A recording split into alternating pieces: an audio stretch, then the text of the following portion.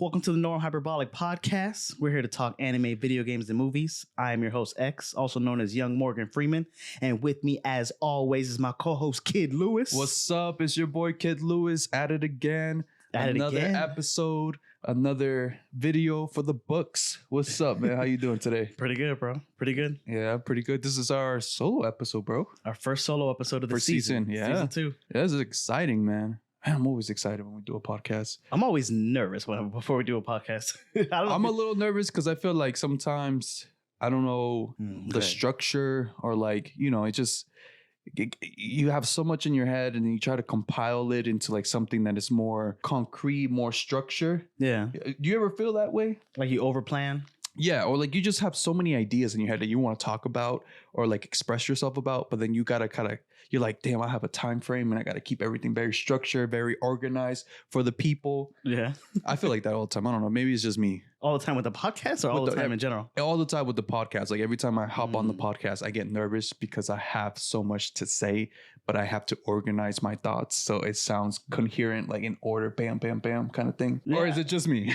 No, I have a similar, like, okay. So my anxiety is just more broad and vague, like anything can happen. Because the lights are on you. I know, all these lights. All these lights, the cameras, the producers in the background watching. I'm just giving notes. You know? I wish we had producers, bro. That'd be so great because that way they make sure we're always on frame. And we're the producers. I know, we're everything right now. Yeah, I know, right? But once the Norm headquarters blows up, we'll definitely have more people in our team. You know, people to edit, people to do sound production. Those are behind the scenes people. The behind the scene people, yeah. But then we don't got to do all that ourselves. We just got to create the content. I know, right? Just come up with the vision for the next episode.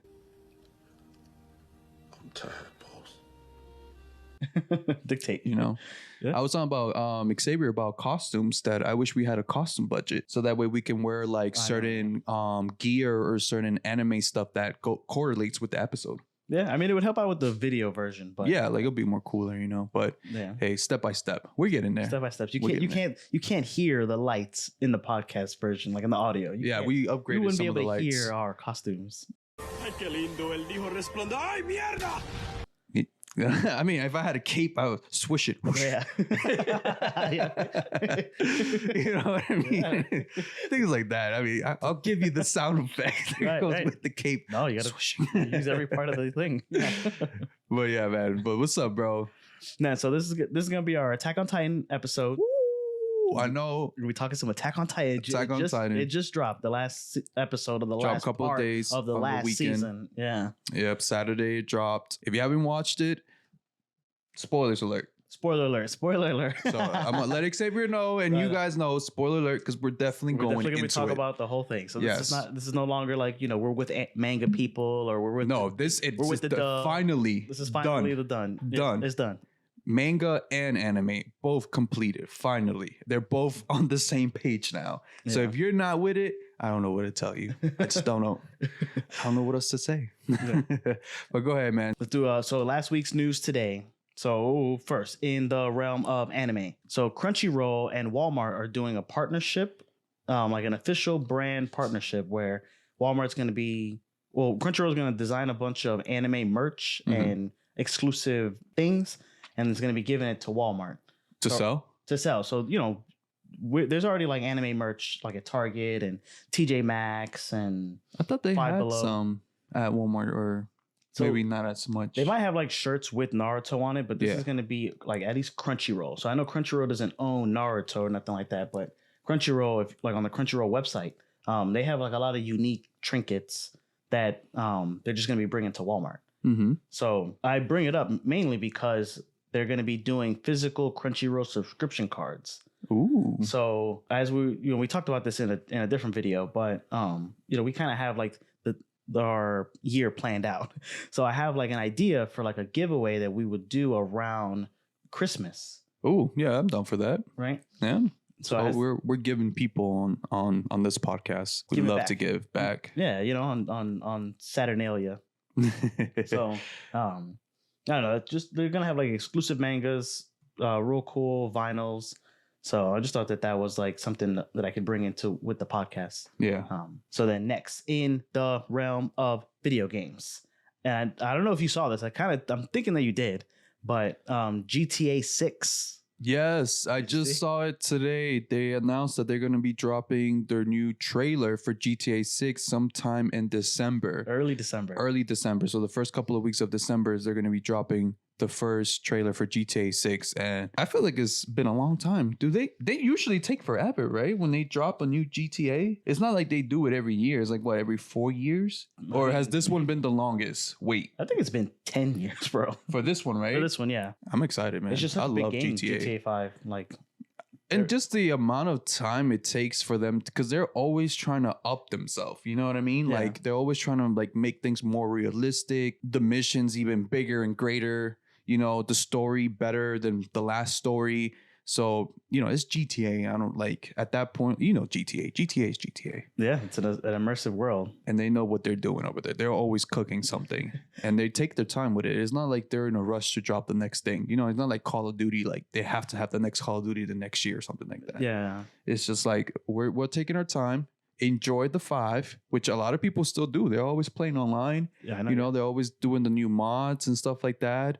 So, you know, people are still enjoying the 5, but now the 6 finally coming sometime next year with the trailer being introduced the beginning of December. So that's pretty exciting stuff. So they put out a tweet or like an X, whatever whatever we're calling it now, something on like Twitter. Mm-hmm. But then this is from their website. So this is from the Rockstar website. Go for it. So the president writes, next month marks the 25th anniversary of Rockstar Games. Thanks to the incredible support of our players worldwide, we have had the opportunity to create games we are truly passionate about. Without you, none of this would be possible. And we are so grateful to all of you for sharing this journey with us. In 1998, Rockstar Games was founded on the idea of video games could become an essential to culture as any form of entertainment. And we hope that we have created games that you love in our efforts to be part of that evolution. And this was the part that primarily was on Twitter. So we're excited to let you know that in early December, we released the first trailer to the next Grand Theft Auto. We look forward to many more years of sharing these experiences with all of you. Thank you from Sam Hauser, the president. Ooh. So real exciting stuff. Like you said, you know, they're trying to be part of like this video game evolution. And then the only two things that I have about that is it is gonna, because there was some stuff that leaked and they kind of confirmed some of it, but then they kind of left they confirmed, denied, and omitted a lot of like the rumors. Because I don't know how many times I go on YouTube and I see, Grand Theft Auto 6 trailer, and then you click on it or whatever. Yeah. And it's not. So, it's not.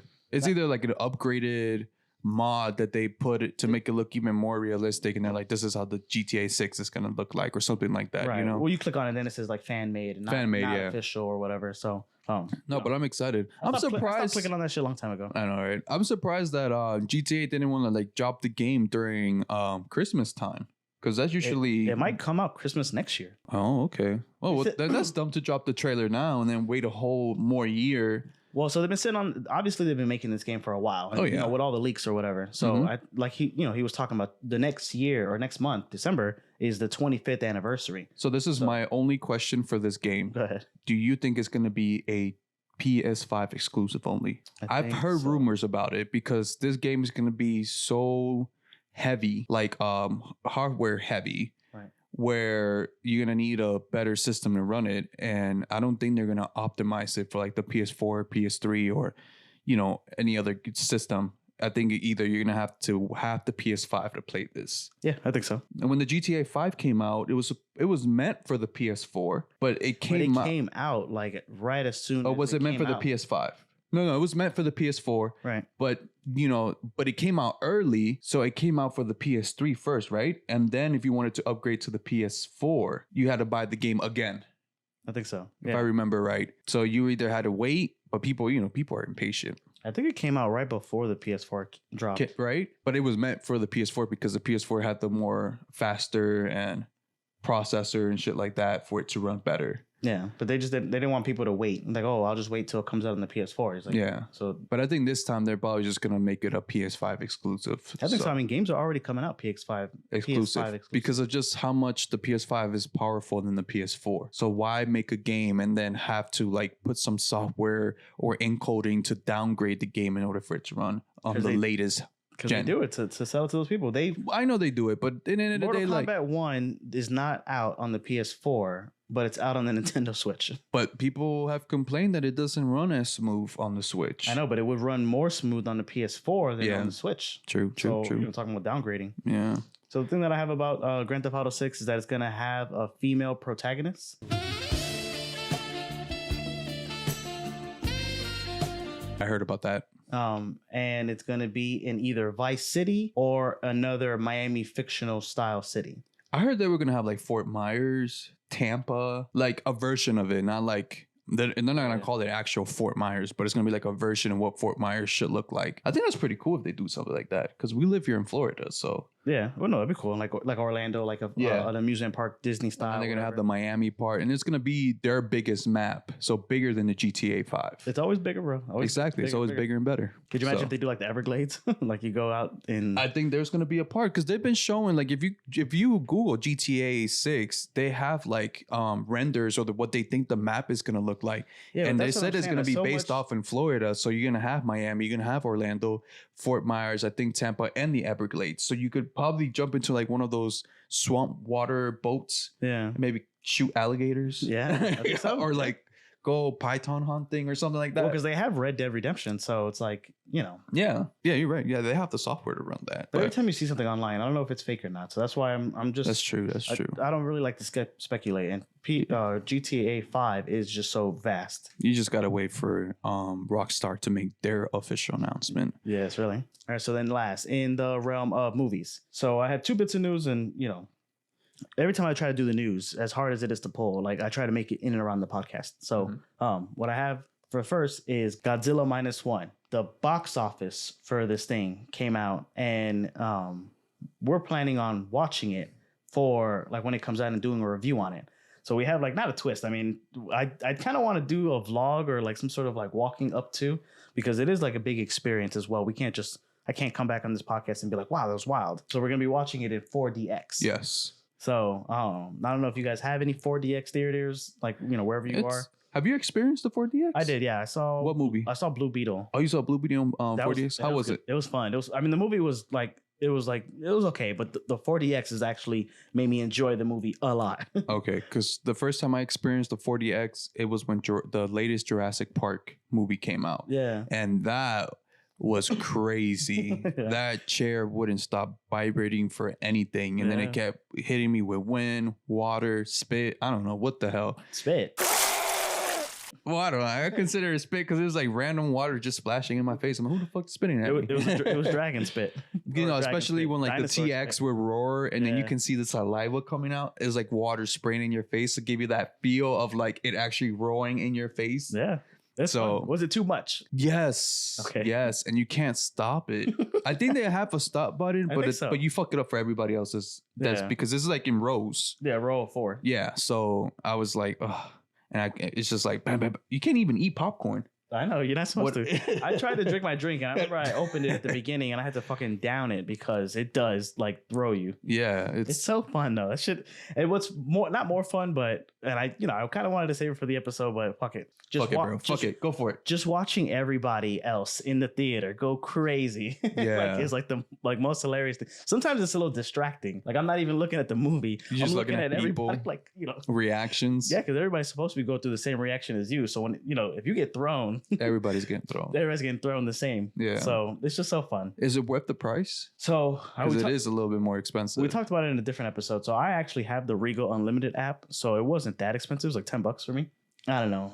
I think of it like because I go to a lot of movies. So for me, going to the movies is like having a yearly pass for like a theme park. Yeah, because that shit kind of is like a theme park. It is, and I don't know. It's just especially cool. the 4DX. It's like a never-ending roller coaster. Yeah. Well, so I don't know. You said you saw Jurassic Park, so they have like lulls in the movie, like where they're just talking or whatever. Yeah. But there's like a scene, and I kind of want to get through this, but there's a scene where I guess in the Blue Beetle there's an action scene or whatever, and you get thrown, and then after a while you kind of anticipate it, and you're getting ready for it. They knock him down or whatever, and then out of nowhere, like you can kind of feel the chair go back to rest. Like he gets knocked down. And then out of nowhere, like the fight just starts up again, and then I got re-jolted or whatever, like mid-movie, and I'm like, damn, I guess we're still in an action scene. Yeah. No, So- with Jurassic Park, it was like constant back to back to back to back action scenes. And I was like, damn, bro, there's no break. I know. I chose the wrong movie to watch this in 40X. That's why I always said, I think I said in an episode, Avatar? in the Avatar episode, that if you're going to watch it in 40X, just make sure that you're ready for that constant rocking and left to right and being like thrown out of your chair. Yeah. Because sometimes you feel like you're slipping out and you got to push yourself back in the chair. There's no seatbelts. There's no like a regular roller coaster bar that comes down and straps you in. Like there's none of that. So it's funny. It's hard. It's not like this tiny little movement or jerk or whatever. It literally like is throwing you out of the chair. Like that's what it wants. Like that's its objective. It's like I gotta get this nigga out of the chair. Yeah.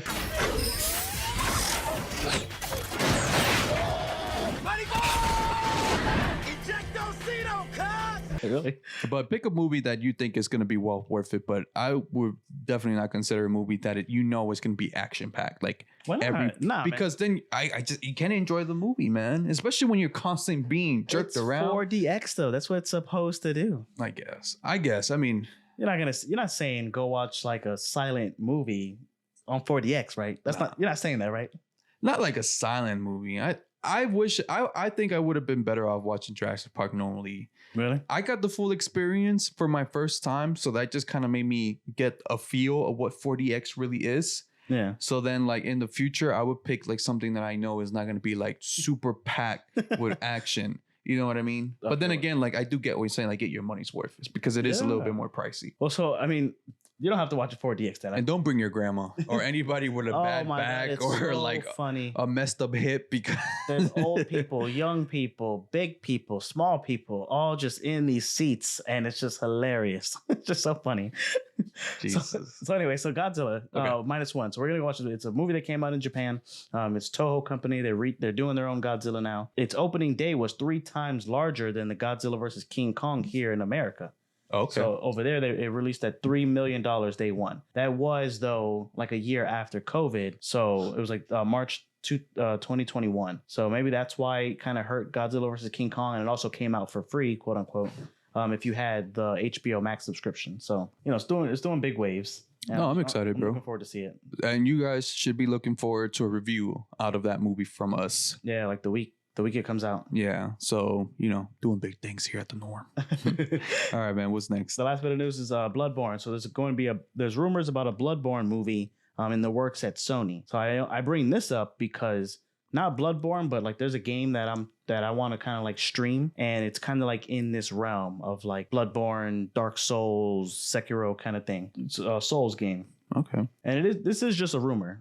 So they haven't done anything with Bloodborne since it came out, and I think 2015. This is what the report was, an insider report. Bloodborne, and this is just like a synopsis of basically the movie and the game. Bloodborne follows the player's character, a hunter, through a decrepit Gothic Victorian era inspired city of Yarnam,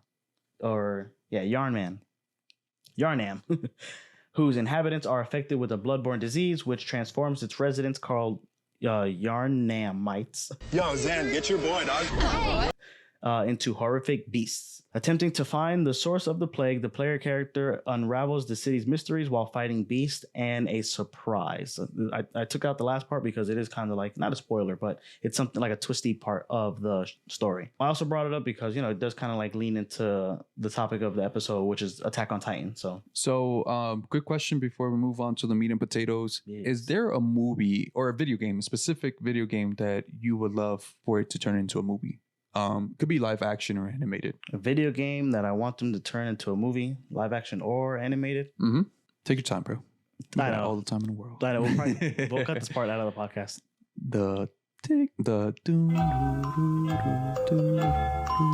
I don't know. I haven't really played a lot of video games in a while. Like a lot of the video game movies that I want them to make, gotta be new. They are gonna make. They don't gotta be new. It could be old. Something that you're like, damn, that would have been like I wish they would have made that into a movie or something. That would have been so good. Def Jam. You think so? Yeah. Def Jam? Def Jam. You would see Snoop Dogg fucking stomp on somebody. Hey, man, you got the characters right there.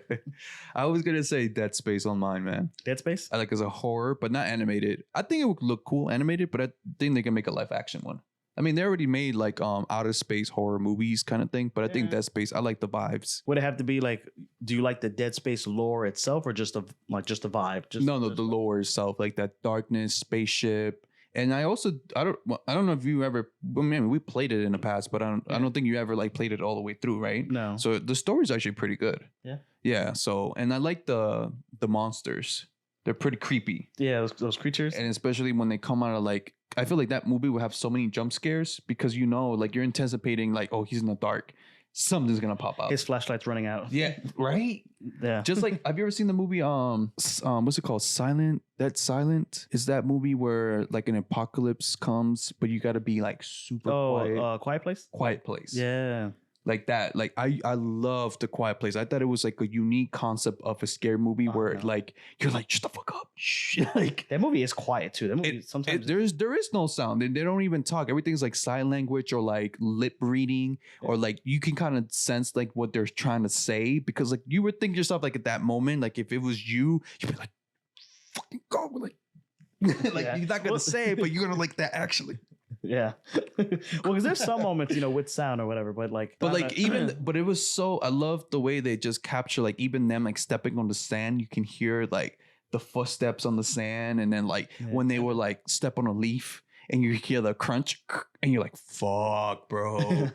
Yeah. I haven't seen the second one, but the first one was really, really, really good. Yeah, I love the first one, man. I just like that concept. I feel like they really played well with the whole quietness, and like just the little subtle sounds will fucking freak you out because you knew. I mean, after a while, they make some sounds that you're like, okay, well, they should have been heard by now.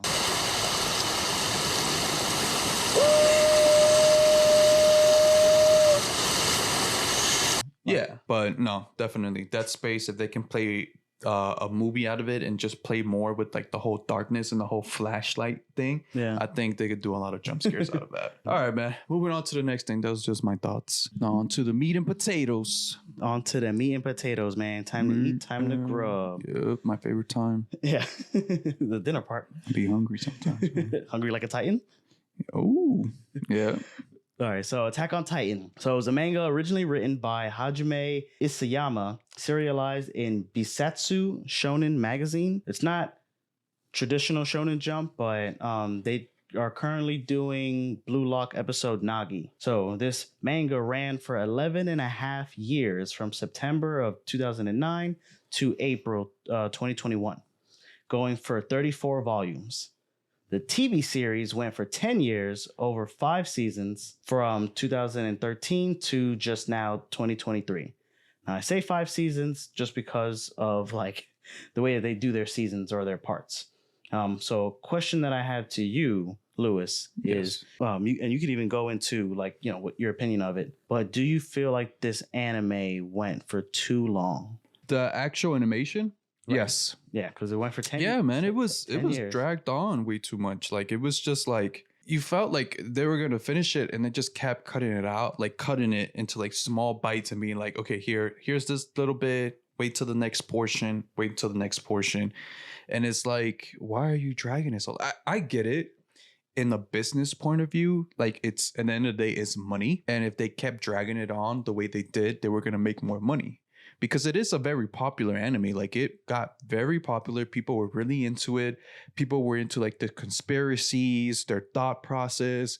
They were looking into like little things they might have missed. Just like the little hints that the author would have dropped in there and that you could have missed, or like certain sayings or maybe certain pictures. Like there was like a good conspiracy one. Well, it wasn't a conspiracy. Like at the beginning, a couple of episodes, you can actually see Aaron. That's what my homeboy in said. The crowd. Yeah. And you didn't notice that. And that was from season 1. Right. Yeah. So I thought that was pretty cool that they, like, he is crazy. Because sometimes I always think, like, when authors make a manga, do they make it as they go? Or do they already have, like, the whole story in mind? I feel like now you as an author, they have as much as they can. Like when you're doing it, especially like this, like they can plan as much as they can towards the end, but you're not going to have it like all mapped out. Like they don't have it all written out. Yeah. And then from like A to C. No. So they'll have like A, maybe A, B, and C.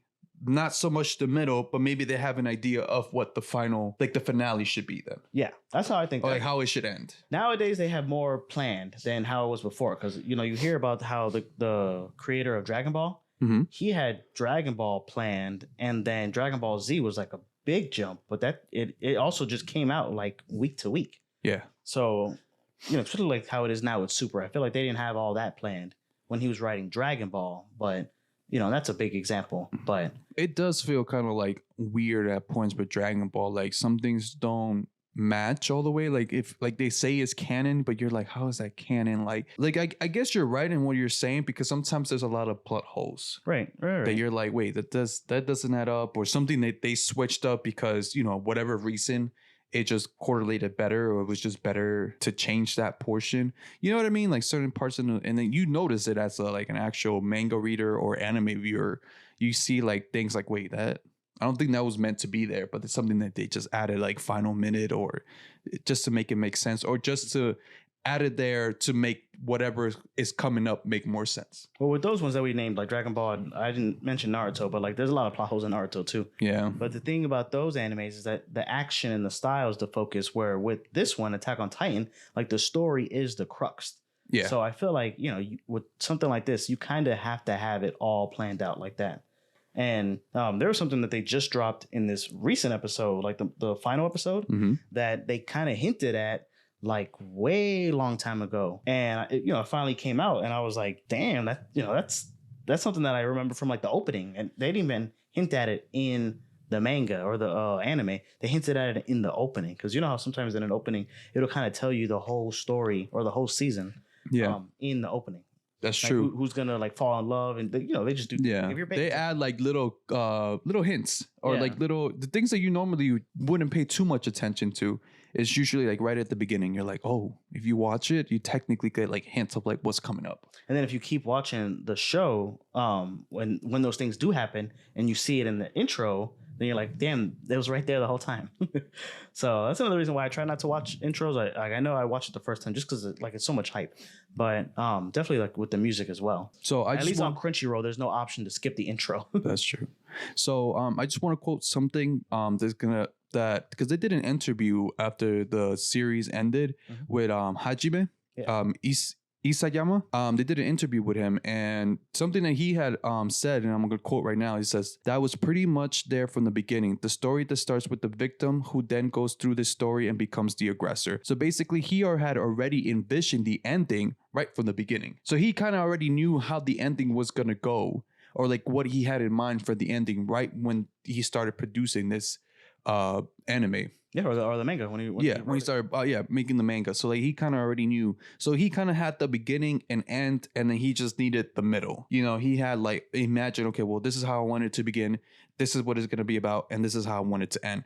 Let me just figure out the middle as I go. And sometimes I'm assuming that when you do a manga, you have to have the money to back it up in order to do it, right? So you have to like hit it with a publisher or something like that. Doesn't that how it usually works? So he's writing this from the publisher already, like Bissetsu, so that's Shonen Magazine. Okay, so sometimes when you present something to a publisher and be like, hey, I have this idea for this manga, but this is how much I have, and this is the ending that I want, like some type of like the ending that I wanted to record, like how does it sound? Because I know, like you just said, like they don't have A through C right away, and then they're presenting A through C like, hey, I have this idea for a manga. They probably have like A, B, C, D, and E, and maybe a little bit of the ending, and then they're like, well, what does it sound like a good manga? And then I'll fill in the blanks. Is that how it works? I think so. Okay, so just because like you do have the story beats, and especially like with the Attack on Titan, like that name itself had to do with the front, middle, and end. So, I think he does have it outwardly lined up. Would you say that this is... But why did it take so long then if he had it all lined up? I just think it's the animation, because remember, the people that animated this one was MAPPA, and MAPPA has a bunch of other projects that they're working on too, besides Attack on Titan. Yeah, and they're so limited with staff that, you know what I mean? Like they probably have a group of people that are dedicated to just Attack on Titan.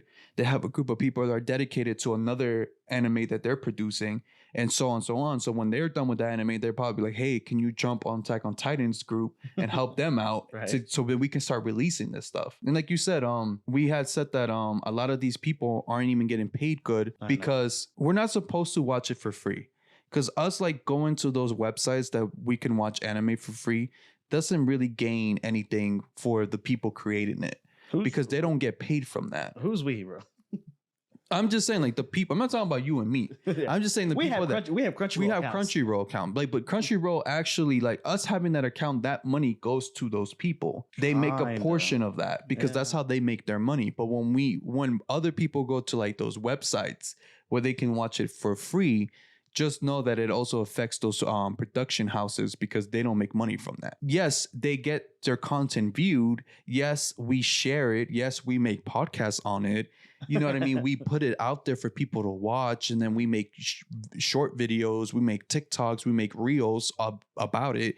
And they get the recognition to get more people to jump on it. You know what I mean? And watch it. But that's why they're not getting paid as well, because they don't have like an actual platform where people can just hop on it, pay a subscription or pay a certain amount, and then they get a portion of that money to then pay the employees that are producing this content for us. Yeah, no, you get what I'm saying? For sure. Well, so Mappa, the studio house or whatever that produced it, so they blame season 3 having 2 parts on the production. So they're saying that they were understaffed or whatever, and then they weren't able to keep up. So that's why season 3 was broken up into 2 parts. Oh, okay. And then season 4, the final season, had 3 parts. And this one was a little bit more straightforward, where they held off because they wanted the manga to finish so that they wouldn't have to like do the same thing that like a waiting game. Yeah, no, they did the waiting game, but just so they wouldn't have to invent or guess the ending and like do their own thing. They kind of like wanted to wait for the manga to finish before they finished the anime. I got you.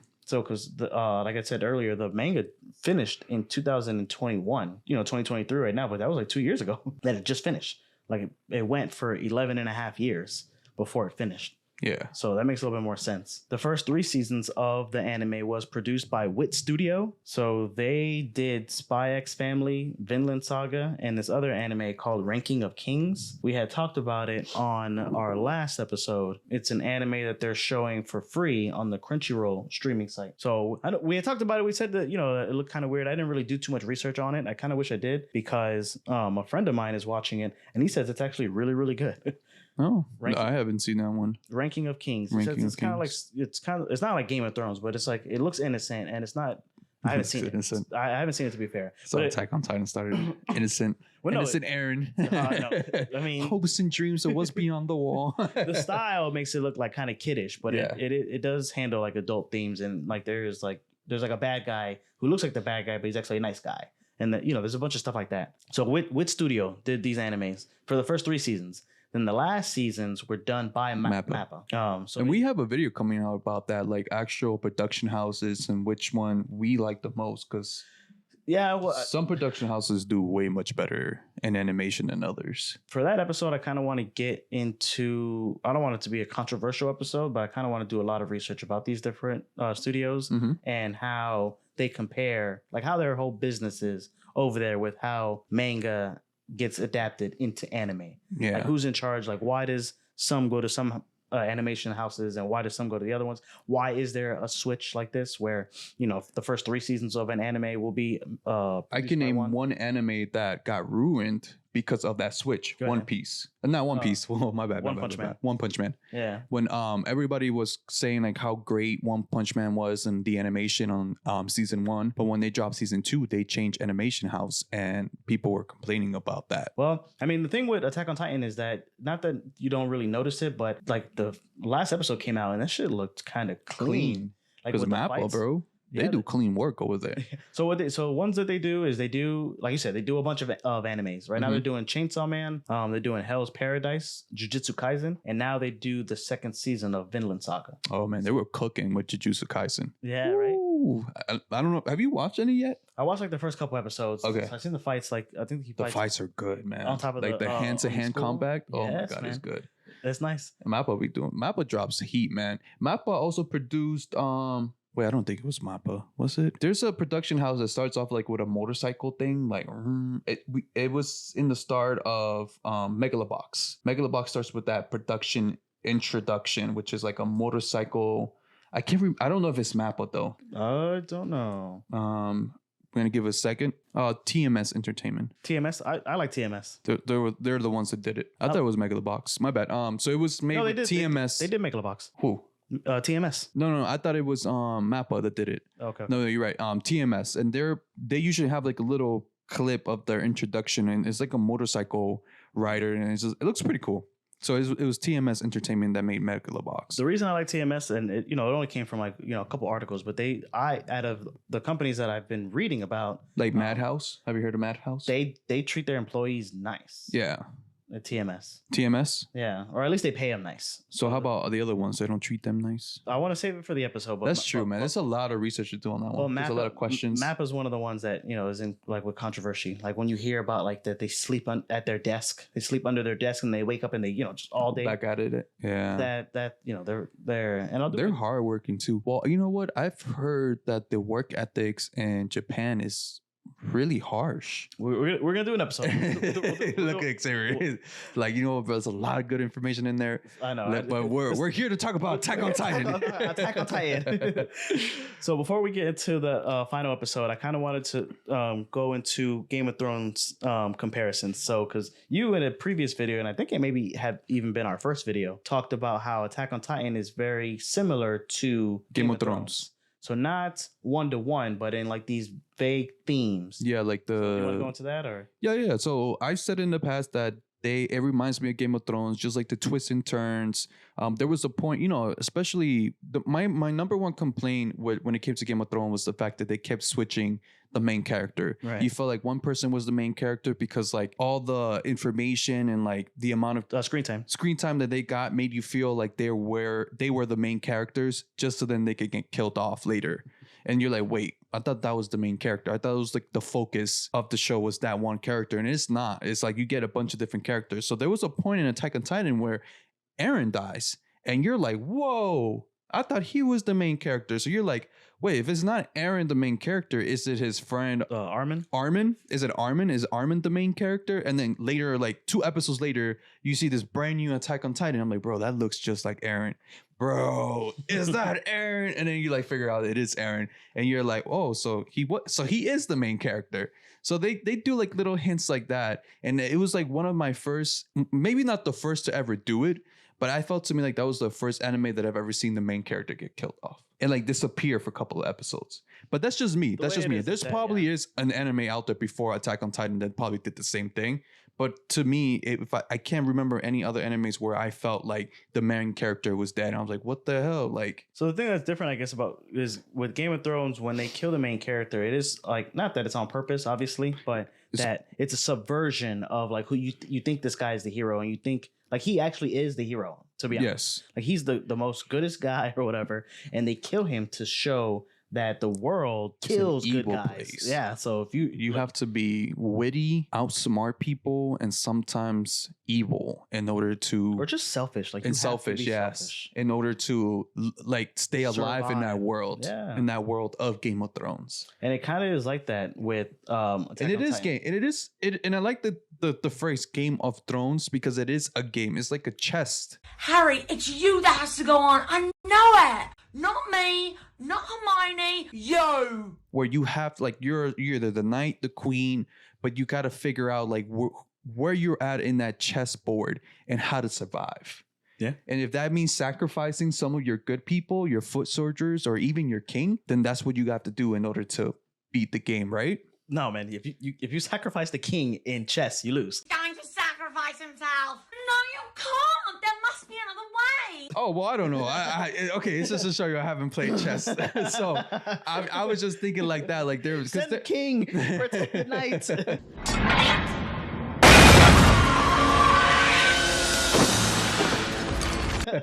Right? But I'm just saying, you never know because some of these knights were backstabbers in the Game of Thrones. I know. You know what I mean? So that's what I'm trying to say. Like it felt like it was an actual game of Survivor, or like who can survive to the very end. Right. And it's like being witty. It was like the game Survivors. I don't know if you ever seen that show. On like the island? Yeah, on that island. And they all have to be like witty. Sometimes they have to backstab people. They have to be sneaky in order to make it to the very end and win the, I don't know, the $1 million prize or whatever. You win the Survivor. But that's what I'm saying. But that's how it felt like with Attack on Titan. Like you just lost the main character. And it was just a lot of twists and turns and a lot of questions because you kept like, they kept showing you stuff and you were like, wait, like, what does that mean? Or how did Eren get there? Like, what is in the basement? There was a point where I was like fixated on the fucking basement. I'm like, what's in the basement? Like that this man has the key, but they can't get to the basement because it's been overtaken. Shit. It's been sorry, man. I'm getting too hyped. I'm smacking my mic around. You know, like he's like, it's been overtaken by Titans and they have to get to his house so they can get to the basement because there's like, you know, there's more clues of like what's really going on outside the walls. And then you start learning, like there was like a part that like I think it was like season 2 it ended and there was a crack on the wall and then like an eye of a huge ass titan. You're like, what? And it ended up like in a cliffhanger. You're like, what the hell? There's titans on the walls, like, and now you're like, bro, this anime is so good because it just keeps you on your toes. You're constantly questioning and trying to figure it out. And that's what I think that's what makes Attack on Titan that good. It's just that twists and turns, and you're just like, bro, what's next? What's coming? Like, let me figure this out. Yeah. Well, I remember in our top 10 episode, we were talking about like, is the twist and turns in Attack on Titan better than Death Note? And I feel like they're both up there, but I just like the storytelling in Attack on Titan. I like how you said, like, you have this world and then all of a sudden they introduce something that's like, it changes everything about it. Yeah, everything. Like you have an image of what this world is and then they just throw a wrench at it and you're like, wait, fuck, what the hell? Like, and now you're trying to refigure everything out again. And then right when you think you have it to the T, they throw another wrench at it and you're like, what the fuck? Like, you know what I mean? Then you start learning like cool things and it's like you get immersed into this world. Like you really get immersed into it and you feel like you're part of it and you're like, you're trying to figure it out. Like you're with Eren. What the fuck is going on? Yeah. You know what I mean? And then later you find out like, oh my God. You know what I mean? Like so some of the Game of Thrones comparisons that I have, so they both have elements of fantasy and a medieval Renaissance kind of era with its own unique element. You know, one being like dragons and the other one being titans. They both have very gruesome and surprising deaths. So not just like the main character, because obviously in Game of Thrones, when they kill the main guy, or even like, you know, in Attack on Titan, like they're all kind of the main characters. Like, you know, there's Naruto, who's Naruto. That's like Sasuke and Sakura, and like like those characters kind of make it through the series. No, because they're like the main characters. But no. The beauty about it too is that, like you said, one thing I was saying, like you get immersed into the world to the point that almost every character you feel like that character could be the main character. And there probably are the main characters in their own subjective world. You know what I mean? So like when some people died, you're like, Attack fuck. on Titan though? Because you feel like you're Eren. And like there was a part when he joins the military and the scouts, and then he starts making friends with everybody and just like being a part, like feeling like it's a family. You know what I mean? Like you're there to protect everybody. You don't want nobody to die. But then once they get attacked and then they have to go into like actual war with the Titan for the first time, and they think they're prepared, but they're really not. You know what I mean? And then people start dying off and you're like, Thomas, no. Yeah. Like you don't know Thomas like that because they don't really give him a backstory too much. But you're like, Thomas. But we used to eat together. I know, right? You know what I mean? So when they do the stuff with Anne, they do give those characters like a little bit of backstory, like before they kill them. So that's the thing, you know, the surprising, but also gruesome. So I know Attack on Titan, Game of Thrones is on HBO Max, so they're able to get away with like tearing people in half and like all these like gruesome deaths. I know you haven't seen it, but no, I haven't seen it all of it, but they have gruesome deaths in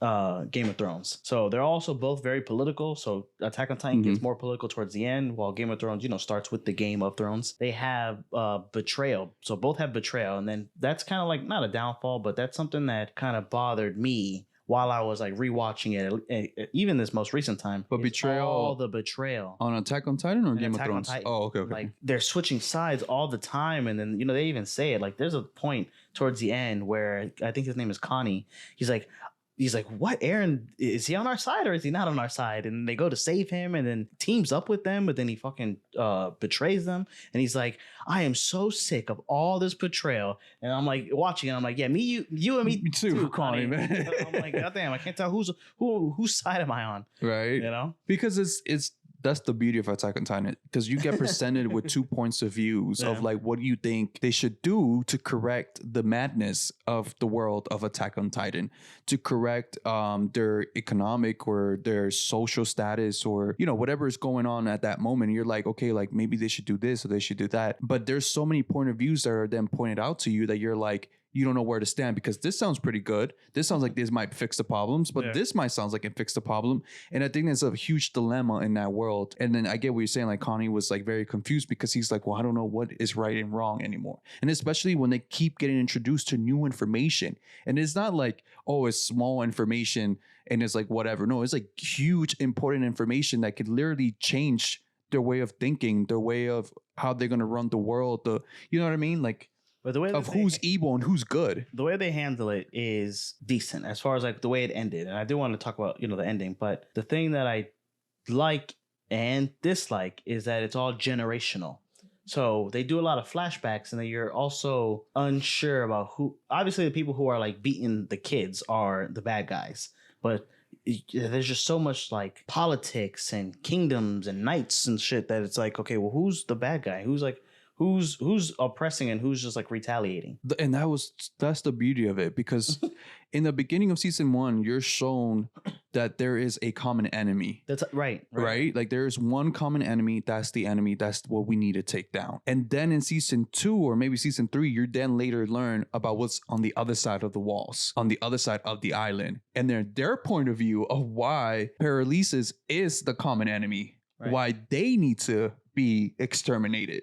And then you're like, oh, well, I see their point of view of why they want to terminate them. And then we see the point of view of why they view them as the enemy. So there's like 2 different worlds colliding and their opinions colliding to like, you're wrong. Like each pointing fingers at each other. Like, no, you're wrong. You're wrong. Your thought process is wrong. 1, 2, 3. Like, we're not the enemy. You attacked us first. Yeah, you're the Attack on Titan. Right? You attacked us first. And then later on, you never know, you attacked us first. Like, it's a whole back and forth game. Like, there's real world examples that I don't want to get into. But like, once it gets like that generational, once it gets like 2,000 years ago, like, I don't really care anymore. And there was like a thing that I love was that they were like, well, you know, that's something that our past generations did. Yeah. Why is that still affecting us today? Like, why is like, I don't hate you. I don't even know you. She doesn't even go here. I think there was a season where it felt like that. It was the little girl, I can't remember her name, that came into the island. Yeah. And then she met one of the girls that I think she like worked on a farm and that was helping her out. And then when she figured out that she was not from the island, but she was from the other whatever. Yeah. That she was like, oh, I hate you, you hate me. And they're like, well, why? They were just friends a moment ago, not knowing that information. You know what I mean? And she was treating her nice and she was treating her nice, and they were both treating each other nice until they figured out who they really were. And they were like, oh, well, I hate you. And it's like a generational hate being passed down to the next generation when it really has nothing to do with them at all. It had to do with like whatever person in person hated each other. But why does that generation hate has to keep bouncing from one generation to another generation when it got nothing to do with them anymore? Because of the Titans, man. Because of that tree. I know, but I thought that was like... I want to get into like Titans versus dragons, but the more I'm looking at this, I think all Titans would kill dragons. I think definitely the Colossal Titan would kill a dragon. Yeah. I think the Armored Titan would kill a dragon. Definitely the female. You were thinking about that? Like, if a Titan would fight a dragon, who will win? Yeah. I think the Titan would win. And plus, if the dragon doesn't know the weak points, then technically a Titan will continue to generate. Even if you burn it, because they burn it. Like, if you burn the whole thing. They were experimenting with the Titans. They were trying to find different ways of hurting or causing them they finally pain. Got to the nape. And once they got to the nape, that's when they noticed, like, once you hit the nape, they die. They don't generate. They don't try to come back. They don't, nothing. So, I mean, if they were burn a whole Titan all the way to a crisp, they will eventually hit the nape, right? But it'll be part of it. Those abnormal and those regular Titans. Yeah. Do you think 10 Titans could kill a dragon? Like the abnormal Titans? The abnormal. The ones that have like no sense of... Right. They're just like the zombie Titans. Yeah. I think they would kill a dragon. Yeah. Yeah, they will overpower the dragon eventually. I think so. You know what I mean? Numbers sometimes will eventually overcome one. Okay, yeah. The 10 will be bigger than one and eventually overcome it, no matter how strong that one is. I think that's logic. Yeah, I think a Titans will win in a dragon fight. Right. I didn't even think of that, man. I didn't even know it was a question. Well, just a comparison, like, you know, between Attack on Titan and Game of Thrones. So Attack on Titan, besides the Titans, they don't have anything extra like how Game of Thrones has like magicians and witches and dire wolves and zombies. So Game of Thrones, Attack on Titan just has the Titans. And it does get kind of like crazy as well. There's like these different types of Titans. Armor Titans, and just even, you know, the whole idea of like people turning into a Titan. Yeah. All right, so let's go ahead and talk about the ending. So what did you think of the ending? Loved it. Loved it? Loved it. I thought it was well animated. It was great. The scenes were so smooth. No, it was good, man. It was good. I feel like maybe them giving that extra time to work on it sometimes it's beneficial to us. Worth the wait? Yeah. Because they have time. They're not rushing it. And then you feel like certain parts feel like weird. Like Dragon Ball Super, there's parts that look really choppy. Like in the animation? In the animation. You know what I mean? There's just parts that just doesn't look right. Or they make Goku look super skinny or something. Like it just doesn't look right. I felt like they were being rushed. Like just to get it out. You know what I mean? But this, like you said, they have, they only have a certain amount of numbers of people that work in that studio. And they work on many projects, not just one. So, but they took their time. The animation was beautiful. MAPPA always do their thing, so I can't blame them. And the work that came out of that studio for that finale was really good. I was not I knew it was going to be like an hour long, but I thought it was going to be like an hour long. Bro. Yeah, I didn't expect it. I didn't think it was going to be like an hour and a half because I thought it was going to be an hour long and then a couple of more episodes and then done. I didn't know it was going to be like a whole fucking movie. Yeah.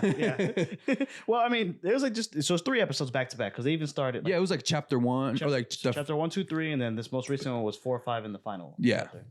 So I was like impressed. I was impressed. I loved it, man. Do you want to go into like what we thought of the finale? Because I got like a couple of things that I did not like about the finale.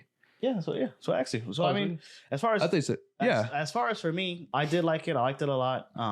My friends were telling me, and this is not a spoiler, but so they were talking shit about it. So a lot of my friends who are heavy into anime, they couldn't wait for it. Like they couldn't wait for today or whenever it came out. So Saturday. They just went into the manga. Now, say my name. So they're like, okay, I'm not gonna wait. I'm gonna read it. I'm just gonna read the manga. Like the manga just finished. I'm gonna read it. So they did that, and like we were talking about, it's animated beautifully. They were let down with the ending, like a lot of them. And while I'm watching this, and I hate being primed like that, but I'm watching it and they're waiting for me to say that it's just okay. So there's a lot of parts that I liked a lot, and then there's some parts that kind of like dipped low, and then it would just like rise up. So I'd have like these 2 peaks, and then I do want to lean towards like I don't want to give it a number score, but I liked it a lot more than I didn't like it, like way more than like the low parts.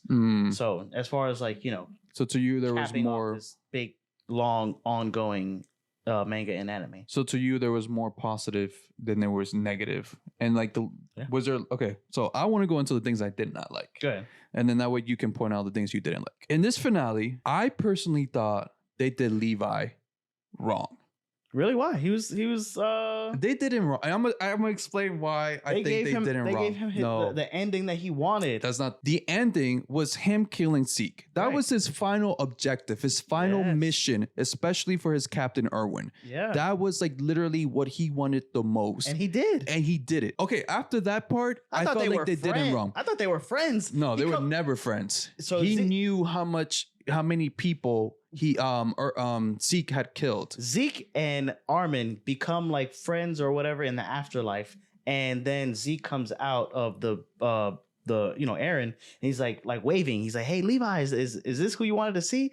And like, it was a real turning moment. Like so the Titans start turning on the Titans, and like it looks like they're about to win. And then out of nowhere, Levi Zeke just comes in and just chops his Zeke's head off. Oh my god! It was the so anger of gangster. just seeing Zeke, just like his intuition kicked it. It was like He didn't even think about it. It was like a flash, like bam. You were like, God damn, bro, what the hell? Just got over there. Jesus, man, how do you get from point A to point B so quick? Okay, so wait, I didn't even think Zeke anticipated that. I don't even think he was waiting for him to like chop off his head. I think he was trying to divert him, but I don't think he was like expecting to die right there at that moment. I think he was sacrificing himself. I think he was. Think so? I think so, because him and Armin became friends, or not became friends, but they to the common goal or whatever, and they knew that he had to die, like that they had to take away the power of the Titan, because he has the power of the Titans. But still, back to what I was saying. I think they did Levi wrong at the end. At the very end. And the reason why I say that, no, they did him wrong, bro. Go ahead. They made Levi look like fucking Lieutenant Dan from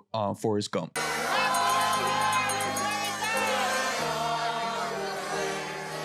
Okay. You know how Lieutenant Dan was literally, his thing was, I wanted to die in the battlefield. He's like, my past generations died and Forrest Gump saved his ass. And then he was depressed because he was ended up in a wheelchair. That's the same thing they did to Levi. The ending, when I thought he was leaning on the rock, and then he saw his captain Irwin, all his friends and his everybody else. I really thought it was gonna be him, like, because they gave him the salute and everything. Like, we're proud of you, Levi. You completed the mission that we all wanted to accomplish. You did it. I thought it was gonna be him like walking into the afterlife with them and joining them. Right. That would have been the most beautiful ending for Levi. I would have shed like a couple of tears for Levi. I was like, bro, he deserved to go with his partners in the afterlife. That's what he deserved. Not this whole, I'm in a fucking wheelchair, missing eye, can't use my legs, and then he has a box, and I don't know if he's giving out candy or what he's giving out.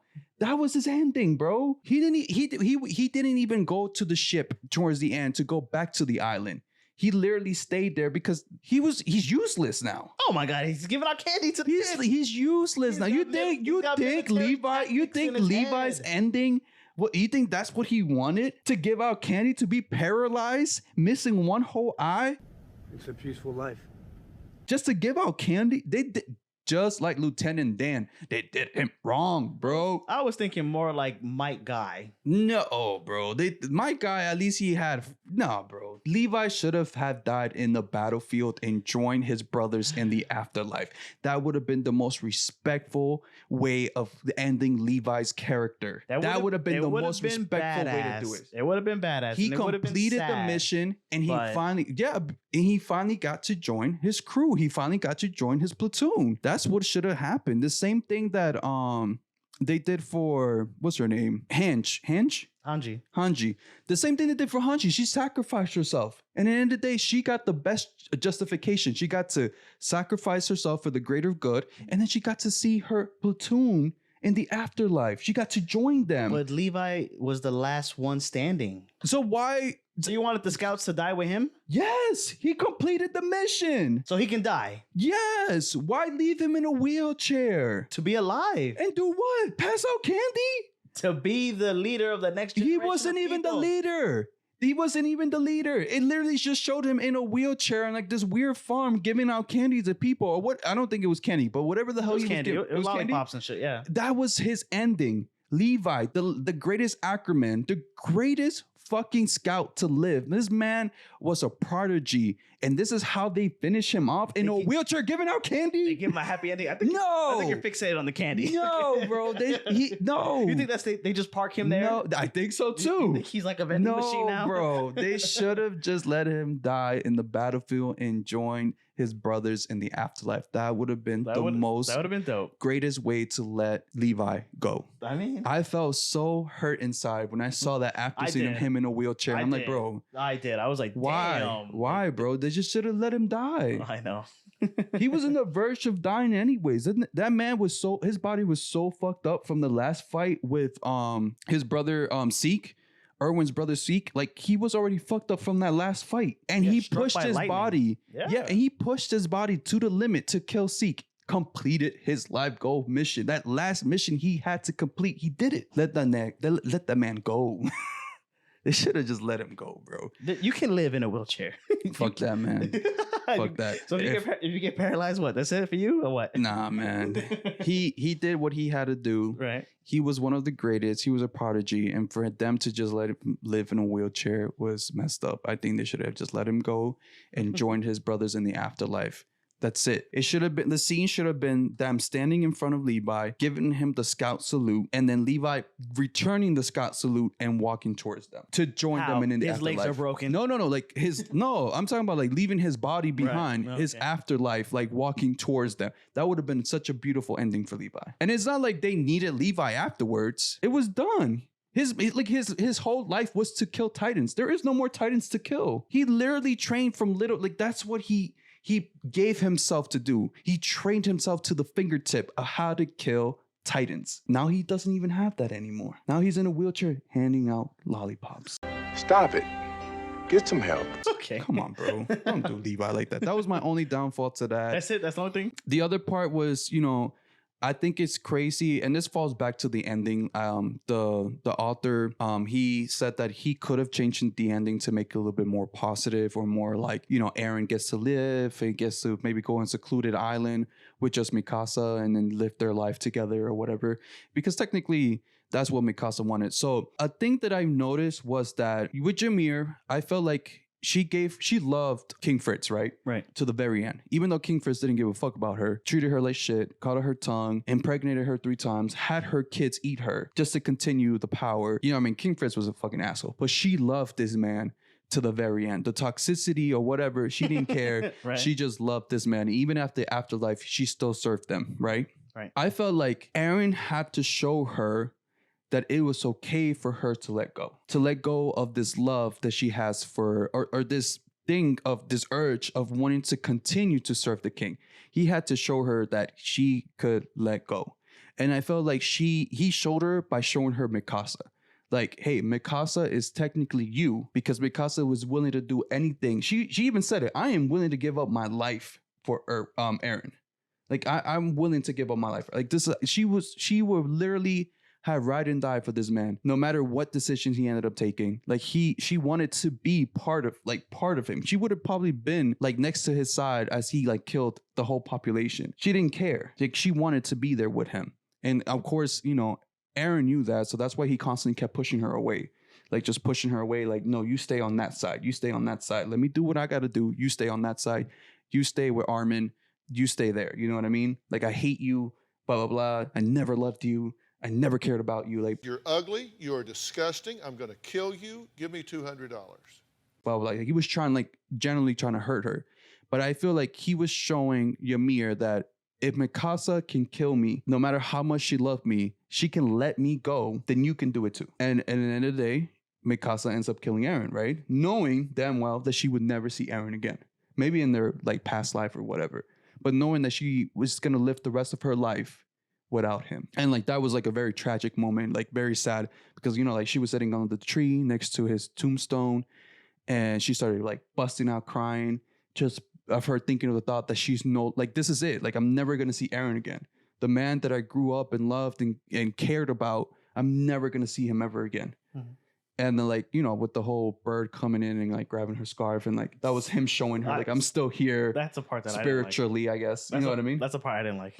You didn't like that part? I didn't like it that was part. just to show her like, don't cry or whatever. Like, I'm still here, spiritually. Like, technically he didn't go away or whatever, because it does show us that in Attack on Titan, there is an afterlife. Yeah.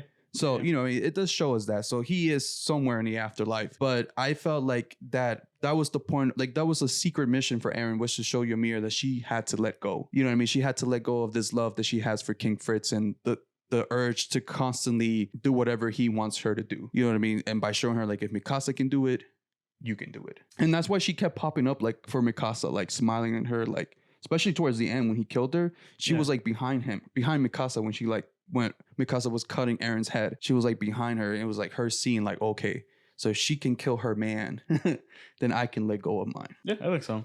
Well, the thing I liked about it, because, it's anime, so that's another thing that I really, really liked about it, is that it was just so anime. Fucking she cuts his head off, grabs it, and then kisses it. And then I was like, what the fuck? I know, it's weird. And I mean, the whole time after she cuts her head, like she was holding it the whole time until she probably buried it. But yeah, that was like... Probably gave it a little more smooches on the way on the road, you know what I'm saying? I mean, that's the last time she's ever going to be able to kiss Eren. And Aaron had his eyes closed the whole time he was in that Titan form. And the only time he opened up his eyes was towards the end. And that was just to see Mikasa for the last time. Well, yeah, because he was just moving forward. Yeah. So, and then what's crazy is I love the scene where him and Armin had like this whole little communication where they were like little kids again. Yeah. And he was trying to explain to him like why he was doing it and just give him like the last explanation and like showing him like the rivers of hot smoking whatever and it'll be in lava. Yeah. You know what I mean? And then it's so funny how he was like, you know, like he was like, you don't have to do it, like it's not too late. And he's like, no, it's already late. Like, who's gonna forgive me?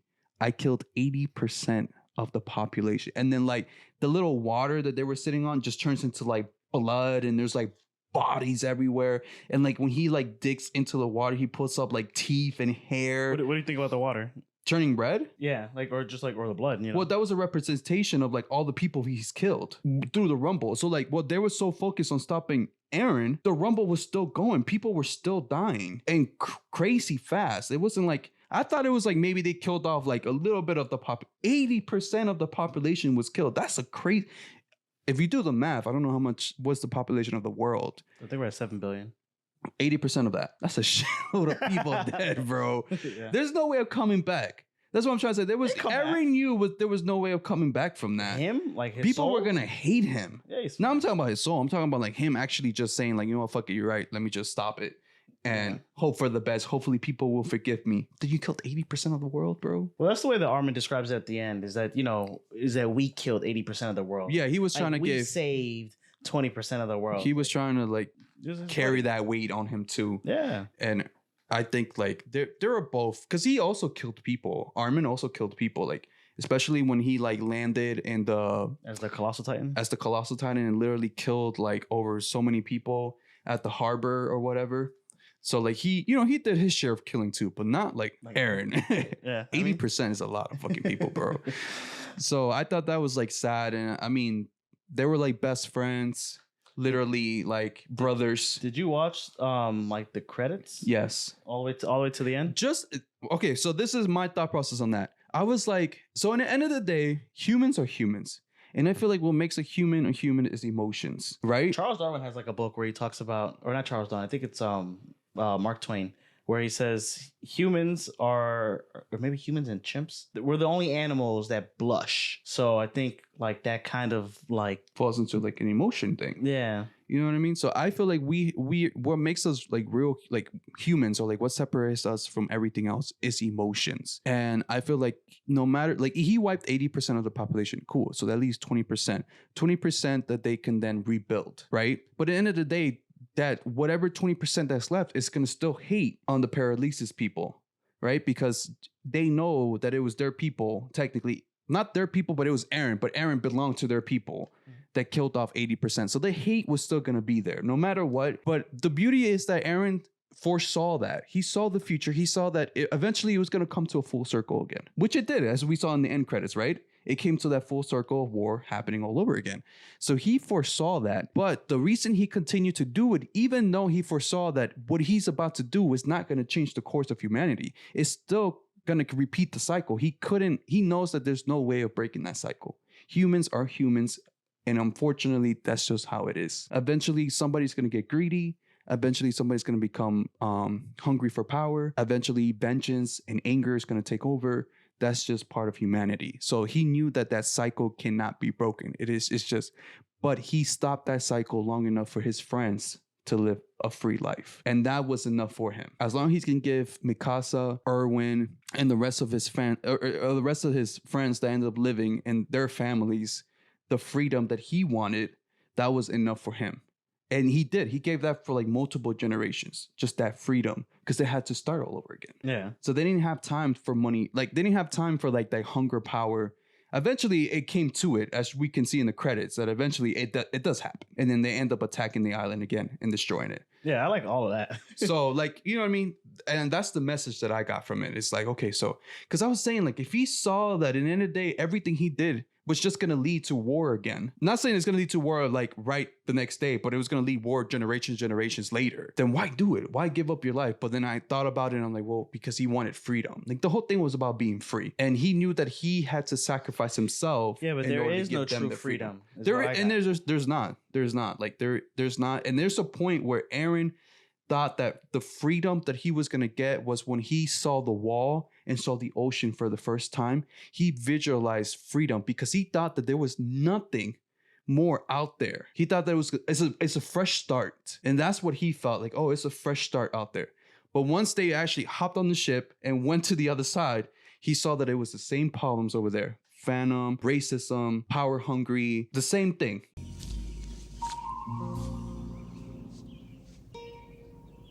What the fuck is this piece of shit? You know what I mean? It was the same thing that was happening on the island was happening over there. So he knew that there was minus nothing. the Titans. Minus the Titans. Well, they had their own Titans. Did they? I mean, they had the Armored Titan. They had the Colossal Titan on their side at a point. Right. No, they had the Beast Titan. They had the War Titan. Yeah. So they had Titans. They just they still use the Titans for war. Yeah. To win on their side. Even though they were having war with the island, they were having war with other countries.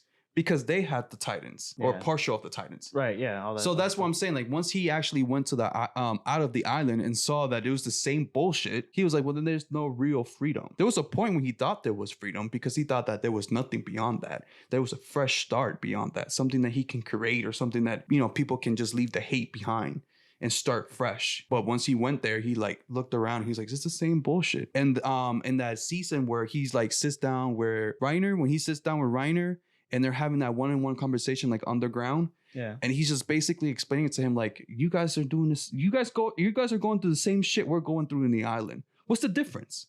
He hated him. He was like, yo, Reiner, we were your comrades and you killed us. And, I'm about to do the same thing. So you and I are one and the same. We're one and the same. We're doing the same thing. Me turning into a Titan is exactly the same shit that you did to us when you hit the wall. Right. It's the same. Me turning into the Attack Titan right here on the fucking underground. It's the same thing you did to us over there. What's the difference? So that's what I'm trying to say. Like he knew that at the end of the day, like he thought that maybe if he wiped out everybody, then it was a fresh start because that's what's his ideal of freedom. It's literally having a fresh start. But when he saw that it was the same bullshit on the other side, that grass is not greener on the other side, it's the same shit. Same shade of green. Yeah. He was like, well, then I guess I just have to clean everything out like a clean slate, which I guess in a term, he did give them freedom for a couple of generations, but eventually humanity goes back to its dark side. No, man, here's a line where he's talking to Armin, I think, and he's like, I'm a slave to freedom. And I was just like, damn. I mean, I like poems like that. Right? No, it was very poetic and there was like deep thoughts about it and like, symbolism and anything like you can determine the story any way you want. You know what I mean? Like it doesn't have like a set phrase that you can just be like, okay, this is what it meant. You can determine it however you want it. And that's the beauty of it. Like that's the beauty of a poem, right? Yeah. You can determine however you want it. It could mean this, and that for some people. It could mean this and that for other people. But it was a beautiful anime, bro. It was well written, well put together. Well worth the wait. Well worth the wait. Well, you didn't have to wait if you just wanted to read the manga. Yeah, but even then, it took 10 years. It took like 11 and a half years, I think. Because it's a very complex story, man. I know. It's very complex. And the fact that there was a part that threw me off that I wrote down that I was like, oh, shit. We all knew it was Aaron's doing, like, not from the beginning, but like when we knew that he can time travel. So we already knew when he forced his father to kill the, what are they called? Maybe someone in the Crystal Palace? Yeah. Whatever. When they went to go kill the king or like whatever, whoever had the founding titan at that time, he went to go kill them. Like it was Aaron's doing the whole time. He was the one pushing his father to do it. And then people find out that it was Aaron doing everything in the background. Yeah. He was the one pushing everything. And there was a scene that I thought was pretty cool was when the Titan, which is his stepmom, technically, his dad's first wife, that ends up eating his mom. Which was very ironic, right? Hungry. There's a scene in the movie where it shows that Titan was supposed to eat Berthold. And he diverted the Titan to not eat it because then that would go against his plans because he still needed Berthold to do what he needed to do, to lead the fate that he did lead. But then that Titan ended up eating his mother. So he technically was the reason why his mom got ate. Right, yeah. That's crazy. Like he had to sacrifice his mom. And then be pissed about it. And then be pissed about it. Or like his younger self be pissed about it. But that's crazy, man. So like he was literally the puppet master the whole time. He was just like, I need this and this to happen and blah, blah, blah. And there's some people were even saying like, there was like a conspiracy like going way back that he was the one that made King Fritz go to the island and close himself there and build the walls. And he was the one who made King Fritz build the Titans, the colossal Titans, and hide them in the wall. Like that was all his doing. Like he had this plan from the very start. How can he time travel further than Ymir? No. When King Fritz went to the island, right. That was not, Ymir had already died. That's why when King Fritz went to the island, well, I don't think it was the actual King Fritz. It was another king. Oh, okay. That went to the island, and he took a couple of the Titans with the founding Titan to the island. Yeah. And then he built up the walls.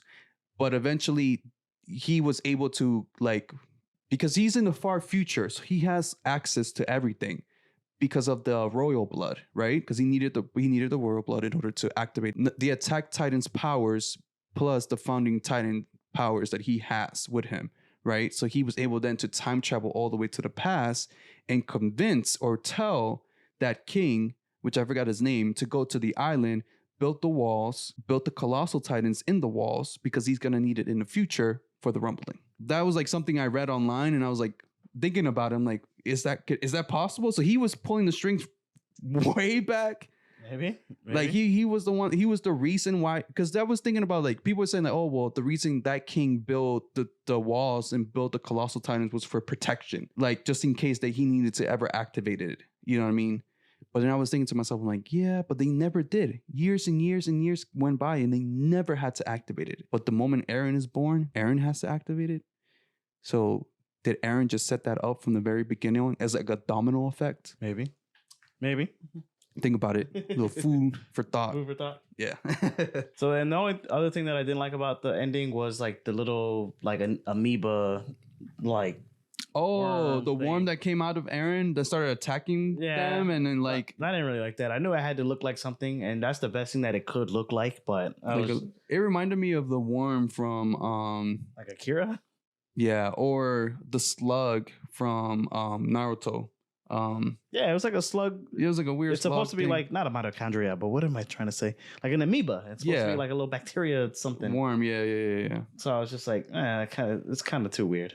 But did you think that the whole attack and like the whole worm thing died off? Because if you saw the end credits, there's like a hiker that ends up going to the tree, and it's the same opening that Ymir went through and fell onto the tree. Then the little bug thing or amoeba or the tree was planted with Eren's head. Yeah. So I think that's where all the power of the Titan is. So I think this nigga, whoever falls into the tree, is gonna do the same thing like again Ymir and just get the powers of the Titan. So it's like a revolving cycle. Mm-hmm. That's why I was thinking about the end too, because the way it ended, it was like the hiker like seeing the tree with a dog, seeing the tree. And it was the same thing as Ymir. Like Ymir saw the tree and the little opening, and then she went in it and fell through, and then became a Titan. And became a Titan. And I'm like, would that had happened? Like, is it the author sound like, well, it's a cycle, so it's gonna happen again, the whole Titan thing and then the whole world? Because technically, Eren resetted the whole world. Yeah, he killing 80% of the population. The playing field, yeah, he like resetted everything. 20%. Yeah, and took away all the Titans, but then. Like the world before Ymir, there were no Titans. Yeah, exactly. There were no Titans. So you're right. So I was like thinking about that. I'm like, so I heard that the author, he had a couple extra chapters or one more chapter left. Like an epilogue or? Something like that. And it's going to come out sometime next year. And Mappa was going to animate that part. Nice. People didn't know if it was exactly like an alternate version. Like maybe he wrote out an alternate version to it. Maybe. Or maybe something extra to it. Somebody says it had to do with Levi. I'm like, what? The nigga in a wheelchair? Maybe. Oh, what? This nigga rolling down a hill? I mean, all those characters. They should have just let that man die. Let it go. Let it go. I know. Look, put in the comments below. Do you really think they should have? I really think if you think he should have died an honorable death, comment below. You know what I mean? Do you agree with me or do you disagree? Do you think he really needed to end up in a wheelchair at the end? Let me know. Comment below. Let us know. As a matter of fact, I'm gonna make a poll, or if you're listening to on Spotify, there's a question part of it, like a toll. Just put yes or no if you think he should have lived. I think he should have died an honorable death, like a true scout, and moved on in the afterlife with his squad. I think that's would have been the best ending for him. I think so too. All right, bro. So let me know who are your favorite characters and your favorite moments. Favorite moments, favorite characters. So Mikasa is one of my favorite characters. She's my waifu.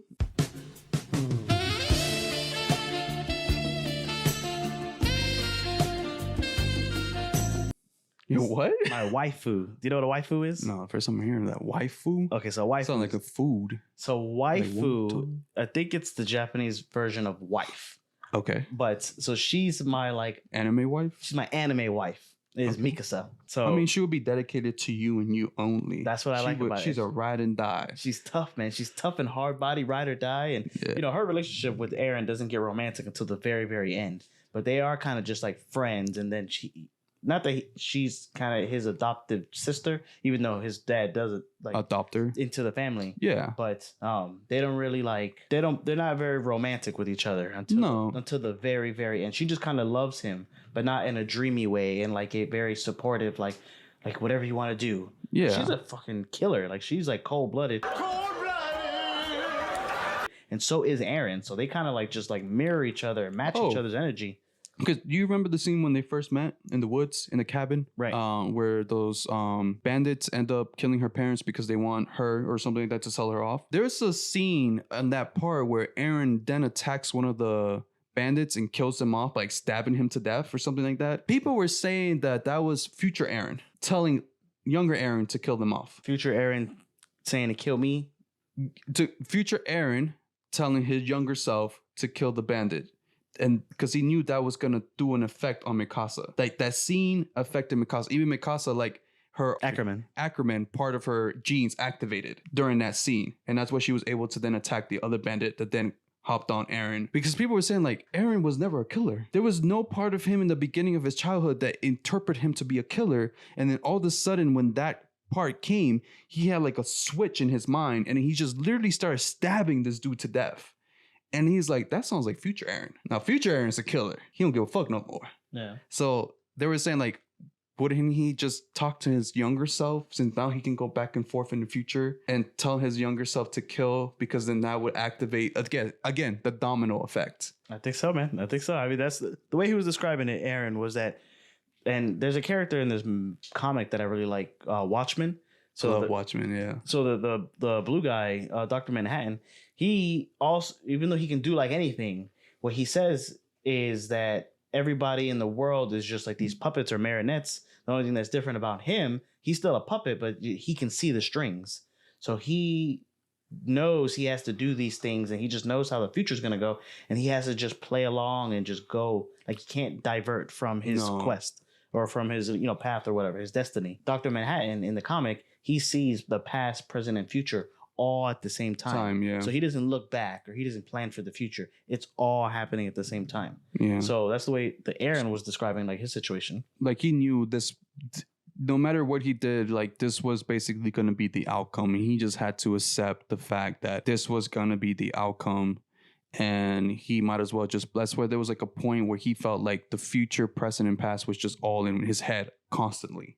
It was all just mixed in there. Like he felt like, enough to make somebody crazy. Like you don't even know like what's real, what's not, what's in the future, what's in the past, or what's currently happening.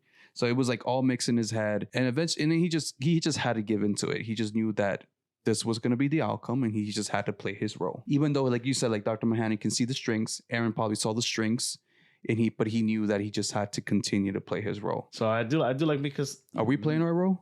To becoming the greatest podcast anime? I think so. Do you see the strings? We're just playing the role, bro. I think I see the strings, bro. It's good for our future. So I do like Levi. He's another Ackerman. He's not that I like him less. He just has like this big fan following, but he's kind of a quirky character. And when you first meet him, he's like this clean freak, and that's a very anime like thing to clean. I think it's a huge thing in Japan. Japan is a very clean country. Like they try to keep everything nice and organized and tidy. Even the way they dispose trash is like very intricate system. Like but he's just such a badass. Like to be a badass and then like a housewife. No, but like so I mean, in the video version you'll be able to see like on my water bottle he wears like he puts like the apron on and he puts a mask on. He looks like a maid, and he's just like cleaning the room, like a or housewife, like he's cleaning or something like that. Like, and he has a really cool rivalry with the Beast Titan that I just like. It is on site, like the way I think. So I know you're not happy with how they ended his story, but at least that moment was just so badass. It was badass, but it was a quick moment. It wasn't like it was a prolonged fight. It was literally like a quick but 2 he fights minute. the Beast Titan like the whole show. The white version of it, right? Yeah, I mean, the whole show he's constantly like butting heads with the Beast Titan. He's constantly butting heads with Zeke. Like, yeah, that's true. But I'm saying, like, I know towards the end he ends up fighting the Beast Titan again, but like the white version of it in the back of Aaron's back, right?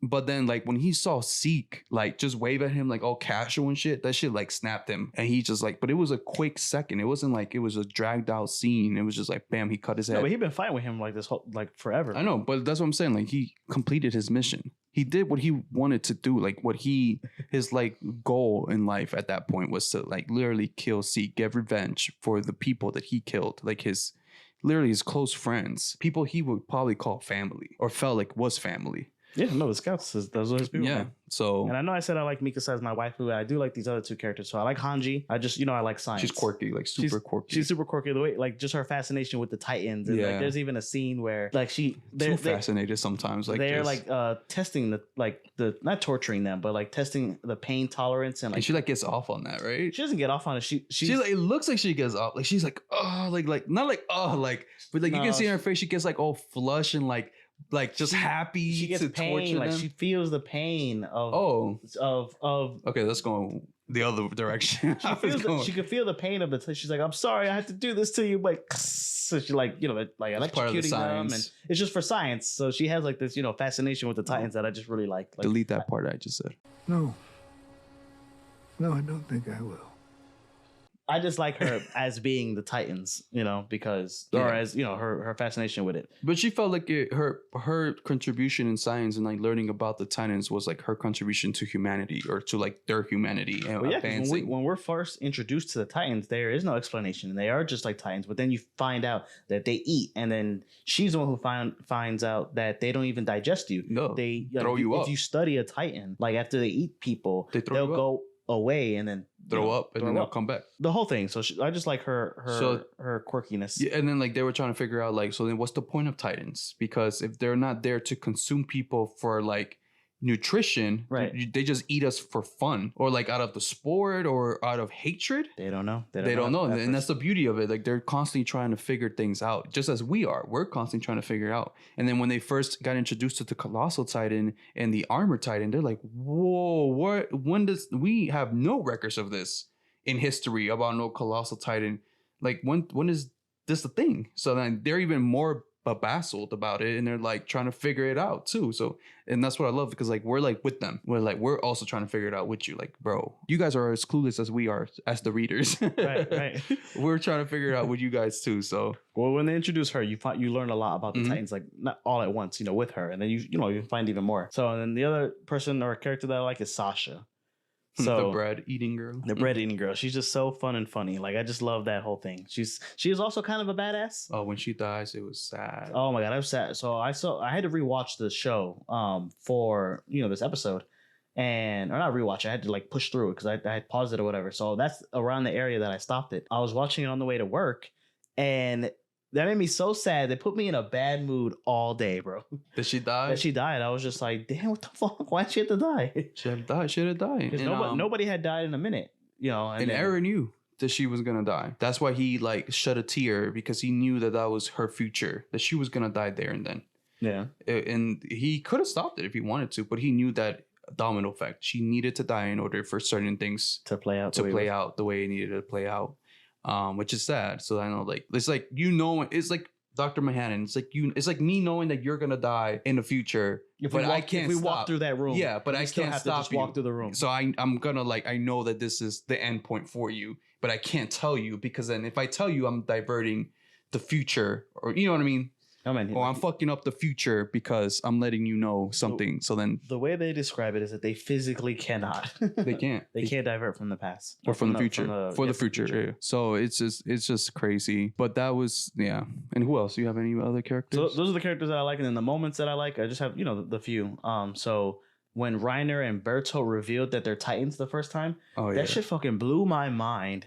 Like, so decent. But there was hints. So people go back in the... That made me rewatch the series. I think it happens like at the end of the second season or whatever. They start dropping like little hints that you could have missed, because you're not really paying attention too much. Because they just introduced so many characters, and like you said, like Aaron died in like one of the first episodes, and then he comes back. So then you're like, okay, well, and characters just keep dying. So you're like, you're not really paying too much attention about what everybody's doing at the same time, because everyone's just they're just learning how to fucking be scouts. It's just the same thing with the female Titan. How everybody was trying to figure out, and it was like they're like, it's somebody, it's one of us, it's one of us. It just can't, like, she's just not appearing out of nowhere. Like it's one of us. Yeah. And it's so funny because if you think about it, the Titans look exactly like themselves. Kind of. Eren looks exactly like the Attack on Titan. The Armor Titan looks just like Reiner, and then the Colossal Titan I can't say too much about. Well, so the Colossal Titan looks, the female Titan look identical. He kind of does look like Bertolt, because then when Armin turns into, it kind of looks like him. Like they look similar. Yeah. And like them being like colossal, but as far as like their face, it changes. Like so and people were like, you kind of knew who the female Titan was just because of the way it was drawn. But they try to like keep the camera off her face in a way, because they don't want people to figure out. They did the same thing with Reiner and Berto. Yeah. Like when I rewatched it, I was like, okay, there he is.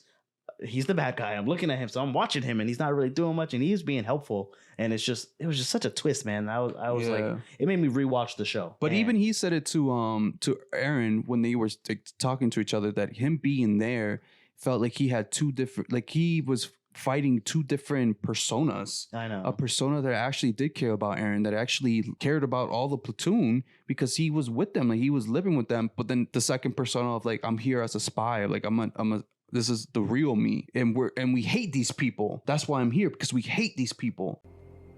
I hate them. But I low-key love these people because they show me love. They actually care about me. So it's just to show you, like, the people that suffer in any war is us, the people. Like, we have no beef with these other countries or these other places or these people that are attacking us. Like, we don't have any problems with them. It's our government that has problems with their government that then causes us to fight for them. And we're the ones ending up losing our lives. Because I always think about it as that movie, which I'm dying to talk about, The Graves of the Fireflies. Let's save it for that episode. I know. I'm dying to talk about it, but it's kind of like controversial because that's what I've always seen war as that. Like, we, the people, the citizens, are the ones that are constantly getting the short end of the stick when it comes to a war, even though we're not the ones. Like, I don't have nothing against Paul from the other side of the country. Right. You know what I mean? I don't have nothing against Paul. Paul didn't do shit to me. And I didn't do nothing to Paul. I don't even know Paul. Hi, I'm Paul. Right? But it's because my government hates Paul's government. Then we have to attack them. And then we're the ones who have to deal with the casualties. We have to deal with the backlash of it. You know what I mean? The rich still stays rich. The poor constantly gets, we're the ones that we lose family members. So it's like us dealing with the backlashes of like a war. So it's kind of like that sense. Like, you can see a foot soldier like, okay, my government is telling me to hate these people because of what they did in the past. And then you can see them coming to their side, and then they're becoming friends. Everybody's having a good time. Everybody's laughing when they sit down and eat a meal together. They, you know what I mean? And then like he said, he had two personas that he had he was fighting. And they even showed it, like him constantly fighting himself. Like, do we hate them or do we love them? Do we hate them? Do we love them? And even when some of their close friends would die, they would cry. And they knew it was because of them that they're dying. You know what I mean? Not Annie, bro. Annie was fucking gangster. No, Annie hated them. Annie was so gangster, bro. She kept her persona like, yo, like, I just don't become attached. She showed that, you can box as a Titan. Like, you can actually, like, do she was trained well. Yeah, man. She was trained well. No, but her persona was like, she knew, keep it professional. We're here to do our mission, and that's what I'm here to do. My mission. I'm not here to make friends. I'm not here. And that's why she always had that barrier. Like you couldn't like be around her. Like she didn't want you around her because she knew that she's here for a certain reason. While the other two were kind of like, no, we got to mix with them. We got to be part with them. You know, we got to be part of their clique in order to infiltrate, you know, their squad and their information and blah, blah, blah. But in order to do that, he had to befriend them. Yeah. So it does, you know, I can see, and he did have like a lot of just like mental problems because of that. Like even when he went back to his country, he was like very like, just like, I don't know what to do in my life anymore. You know what I mean? And then the whole constant thing of him like finding justification from his mom and just feeling like he was enough. Yeah, at the end for his mom, and his mom was like, you know, you don't have to be a titan for me to love you, or you don't have to be like your father or something like that. Or so he found like what he needed. The other moments that I liked, so I do like when they revealed that there were titans in the wall. They revealed it, I think, at the same time that they revealed the Reiner and Bertolt thing, but I was like, damn, this is a lot of intrigue. Because before, up until then, I was just like the characters just dealing with the titans. Yeah. But now, you know, when there's titans in the wall, more. Because when they do the titans in the wall, I think somebody from the church is like, hey man, you need to fucking don't look over there, cover that up. And I was like, bro, what does this guy know? Yeah, what does he know? He knew. Yeah, he knows something for sure. Oh no, they knew.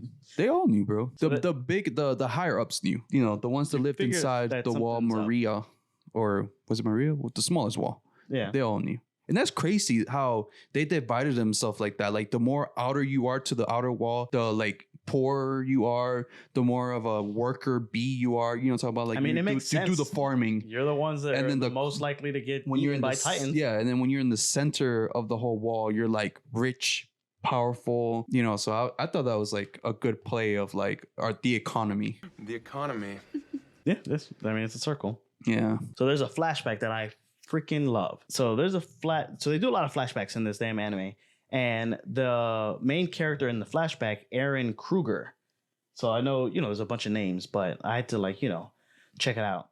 He talks about like generations, or like he talks to somebody before he turns him into a titan, I think, and he's like, oh, you know, go have kids and, you know, live a long life and procreate, because that's what life is about. Life is about, you know, finding love and creating more love through like kids. He's like, oh, well, you know, why are you even saying this to me? He's like, oh, we're gonna get turned to titans, right? Yeah, like, who's gonna see that, or some shit like that. And then he's like, oh, well, you never know who's gonna look back on this memory. So he's talking about like his kids or whatever. He says, this is the only way that you're gonna be able to save Mikasa and Armin. And he's like, who are those? Mikasa and Armin? Who's that? He's like, I don't know why I said that name. And then I was just like, wow. Yeah. That is like some fucking trippy future past, like twisting and cycling. It kind of, and I know you haven't seen Game of Thrones, but there's like a scene with Hodor. Mm-hmm. So with Hodor, he like the whole show, he's like mentally challenged or whatever, you know, whatever the term is. Like the only thing he can say is Hodor. He's Hodor. So they're like, oh, like if he's hungry, it's like, oh, Hodor.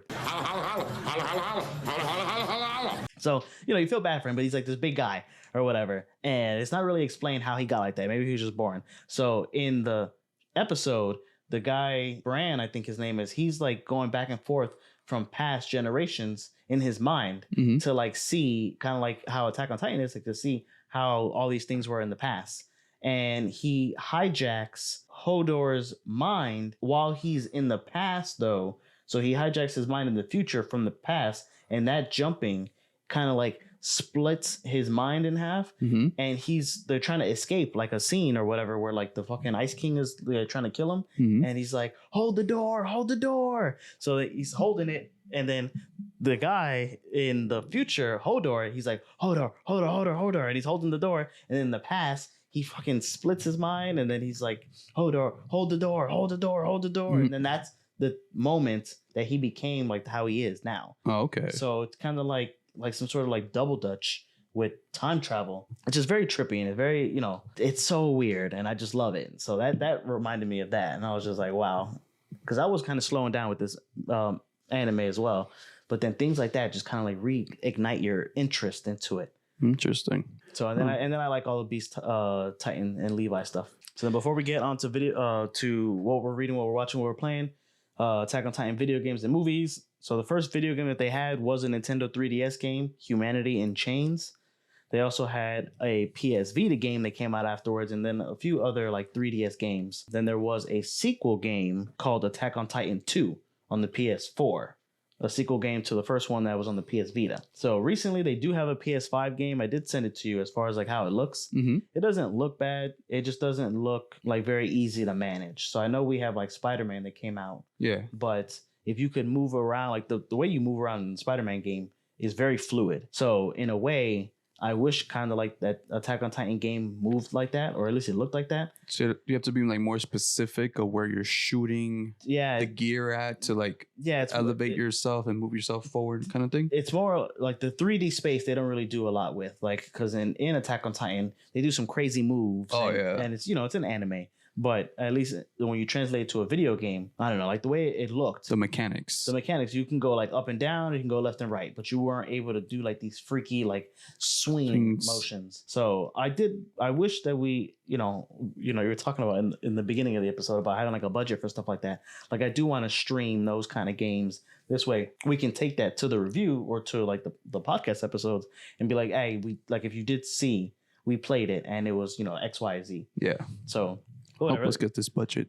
Yeah, so it looked pretty cool. In the video that I saw, you fight Anne as well. So it also looked a little repetitive about like just killing these Titans over and over again. So I don't know how fun that would be. And whenever they do like a video game about an anime, like it's a hit and miss.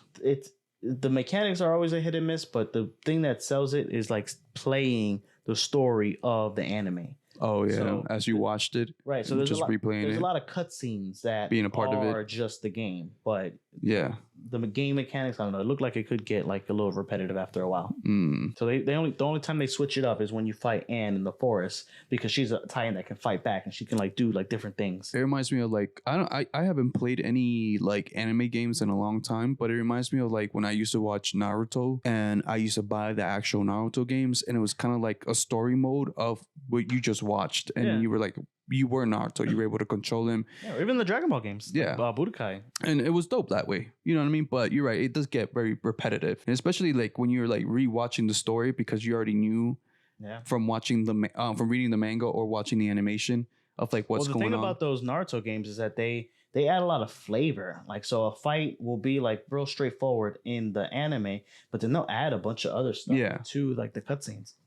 Which I think is like pretty dope. So for video games, also so they're in Fortnite. So Levi and Mikasa, I saw that got added. Their skins are in the Fortnite, and the swinging in that looks pretty good too. Yeah. So I just think that's pretty dope that they have that. There's also an Avengers crossover comic. So I only bring it up because I actually have this comic. So it's a comic that I have for Attack on Titan. Like I think it's called Attack on Avengers. So it's pretty dope. And then for the last thing for video games, Capcom was going to make an arcade game for Attack on Titan. I sent it to you. I know the whole thing was in Japanese. And I saw it. In the video version, I'll put it up. It's not a cabinet, but it's like an interactive. I don't know if you played like Mario Olympics at like Dave and Buster's or whatever. So it's like that. So you sit in it and you are able to move around. And it looks like it's hard to like grasp. Do it, yeah. But when I was looking at the video, and I don't know how long these people were there, but I think once you get the hang of it, you can do some pretty cool stuff. Like you can like, shoot, what is it, the ODM gear and like really move around the city pretty cool. So but it got canceled. It was going to be made by Capcom and it was going to be like online kind. So where you would have like 8 players who are playing and then you like try to see who can finish the mission faster. Did they say why it was canceled? They did not say why it was canceled. I don't want to speak on it if I don't know too much. I think it was a little bit too ambitious for what they were trying to do. I got you. Because it looked like a lot and they only made a couple and they were planning on like an 8+ match. Yeah. So usually when you have those, like even when you have like the Mario Karts, like at most is like 4 people. So they were going for like something really, really big. And then you'd have to rent this out or put this in like a Dave and Buster's or whatever. So I got you. I don't know if, too much about that. The budget, bro. The budget. The budget always kills it, man. So, and then for movies, they have a couple movies. So they have 4 animated movies, but these movies are just retellings of the seasons of the show. Mm-hmm. So the furthest that they go is season 3. Nothing really too good with movies. And I wanted to bring this up earlier, but there's no fillers either. So as long as it took to come out, there's not a single filler episode of Attack on Titan, which is beautiful, right? So sometimes I like that, man. Like straight and direct, man. Sometimes you don't really need fillers, and sometimes when they add fillers, it really just like they do that with One Piece, and I swear to God, I can't. So the thing about a filler episode is that it's to put something out to like something to develop the world, but like the story in Attack on Titan is so tight that you don't need an episode of like in the past of Eren and Mikasa and Armin. I mean, they do give like running a pass, errands or doing groceries. Well, not so much. I mean, they do like a little side story for the Ackerman. They do like a little side story for Ackerman. Like they go like his past and like the other guy that wears like a cowboy hat. He looks like Cowboy Bebop. Yeah. You know what I mean? They do gotta go into like a little, but it does lead to the main story though. Right. So with the filler episode, I wouldn't consider it a filler, but it does lead into. It's not. If there's a backstory that develops the character that's different from a filler episode, I know. Like where just like a random episode thrown in, and everything just resets at the end of the episode. Yeah. No, you're right. I wouldn't consider them fillers, but it does. It kind of felt like it diverted a little bit from the main story, but it was part of the story that led back to the main story. And you're right, fillers are mostly like just like a regular whatever episode. Like if you took that out from the story, it wouldn't even like do anything for the main story. Like it wouldn't damage it or take it away or add to it. You're right. And like I said, One Piece does that a lot. Which is annoying. So and then there's 2 live action movies, so they kind of do the same thing. And they do split up in parts 1 and part 2. They were both released in 2015, one in August and the other one in September. So the effects look decent, but that's mainly because most of the movie's dark. Like it's like really, really dimly lit. So I think if they did one during the day, like in broad daylight, I don't know how good the effects will hold up. All right, bro. So that's it for Attack on Titan. Anything else to add before we move on to the next segment of the show, bro? No, I had to say what I had to say, and I'm glad I got it off my chest. I know you've been holding on to it. I was holding on to it all day. You were trying to give me a little bit before the episode, and I was like, bro, hold on to it a little bit longer, bro. Yes, bro. Hold on to it a little bit longer. I know it's tough, but damn. All right, man. So let's go to the reading, watching, and playing, man. What are you reading? What are you watching? What are you playing? All right, so reading, watching, playing. I'm reading, so same shit. I'm reading Wild Strawberry. I'm liking it still reading Chainsaw, Dr. Stone, all that stuff. Something that I did want to bring to the episode is I'm reading Kaiju number 8, bro. Oh, you started it? I started it. The manga, or are you reading it on your phone? I'm reading on my phone. I got you. It's on the Show and Jump app, but I think I might just start reading it on the like physical. Yeah, man, go for it. But it's fun. It's like I didn't know how fun and funny it was gonna be. No, I thought it was like real. Well, it starts really funny because the main character is basically like he's trying to get into the whole killing kaiju force, yeah. Well, because his homegirl from childhood, she's like a top ranking officer. He said he tried to be it and he's almost 30 or he is 30 and he's like, I can't do that anymore. Yeah. And then he gets like this kaiju power and they think he's a kaiju, but he's tall compared to humans, but no, he's not like as tall as what a kaiju would be. Right, he's as ugly as a kaiju, but he's strong as a kaiju, but no, he's not the same height. But that's right. But there's like funny parts and it's pretty cool. He gets like his facial expressions or even just like the things that he says. So I didn't know it was gonna be so funny, but I'm glad you like it, bro. Yeah, so I'm trying to get into the Wild Strawberries. You should do it, man. It's nice. Like I said, it's a combination of Demon Slayer and Chainsaw Man. Yeah, I was trying to post it on our IG to see if people, because I did like the Kaiju number 8, I did Hell's Paradise, and then I kept putting Strawberry. I'm like, I know it goes with something else, and I just couldn't figure it out. You should hit me up, yeah. Wild Strawberry, yeah. Strawberry. I'll put it up on our IG so people can know, animes that we're reading, and it's approved by the Norm headquarters. Approved by the Norm, bro. So then playing, I'm not really playing anything. Like I said earlier in the video game part, I am trying to stream this video game called Demon's Souls. So once we get that started, it is a PlayStation 5 exclusive. So I'd have to borrow somebody's PlayStation 5 or, I think I might even get my own. Black Friday's coming up. Yeah. So we might get one for the podcast studio. That's going to start not next weekend, but 2 weekends from next Saturday or next Friday. So yeah, it's going to start first week of December. So we're trying to get to it. We got a lot to do. Yeah, we're making steps, man. We're making steps. And like I said, this season, we're definitely going to drop more and more content. And I want to flush our social media with just content, Yeah. Every time you open up your IG, bam, the Norm. Every time you open your TikTok, bam, the Norm. Every time you open Facebook, bam, the Norm. Like, bro, enough. No, I mean, like, you know what I mean? Like, I wanted to get to like enough to like, where like, oh man, these people are everywhere now. We're gonna be on the recommends, bro. We'll be on the Right? recommends. I remember when there were like this low podcast, nobody knew about them. They were in the DL. I don't remember that. You know what I mean? And now they're like, everybody knows them. Nah, they've always been big to me. I don't know. I don't remember them being neighborhood. Now we're global. Yeah. And then last for watching, I've been just watching a bunch of Attack on Titan to prepare for this episode. Yeah. And then for the family movie night, we're on the last Harry Potter. Oh shit. So the next time we do a family movie night, we're gonna do Deathly Hallows Part 2, and then we'll be done with Harry Potter. Cool. And then the next one, we might do something either Christmassy, like a one-off, or we might like start like Men in Black or something. I don't know. You should start Home Alone. Home Alone? Oh, yeah. Since it's Christmassy. Yeah. And there's only, 2 movies, I think? I think Home Alone 1 and 2? I think there might be 3 movies, actually, but there's definitely 2. That's a good idea. There you go. You see, man? Full of good ideas, bro. Cool. And then I'm also watching Food Wars. Oh, yeah. Prepping for the next episode. Oh, man, you let them know. I'm just playing. Did I let them know at the end of this episode? Oh, yeah. Go Oh, ahead. yeah, we're going to let them know. What you reading? What you watching? What you playing? All right, I'm going to go through this real quick because I don't want to keep you guys up for too long. So, reading. Nothing.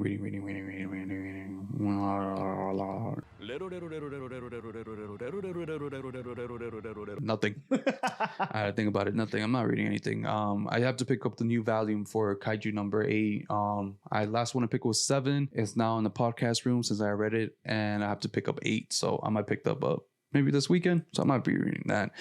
Watching shit. I just got done watching the last episode of Gen V, episode 8. Yes, you were talking about it. It is good. I'm telling you, bro, you need to hop on it. I know. You're missing out. You're missing out. It's really good. I just got done watching the last episode of Jujutsu Kaisen. That was really good too. You need to hop on that one too.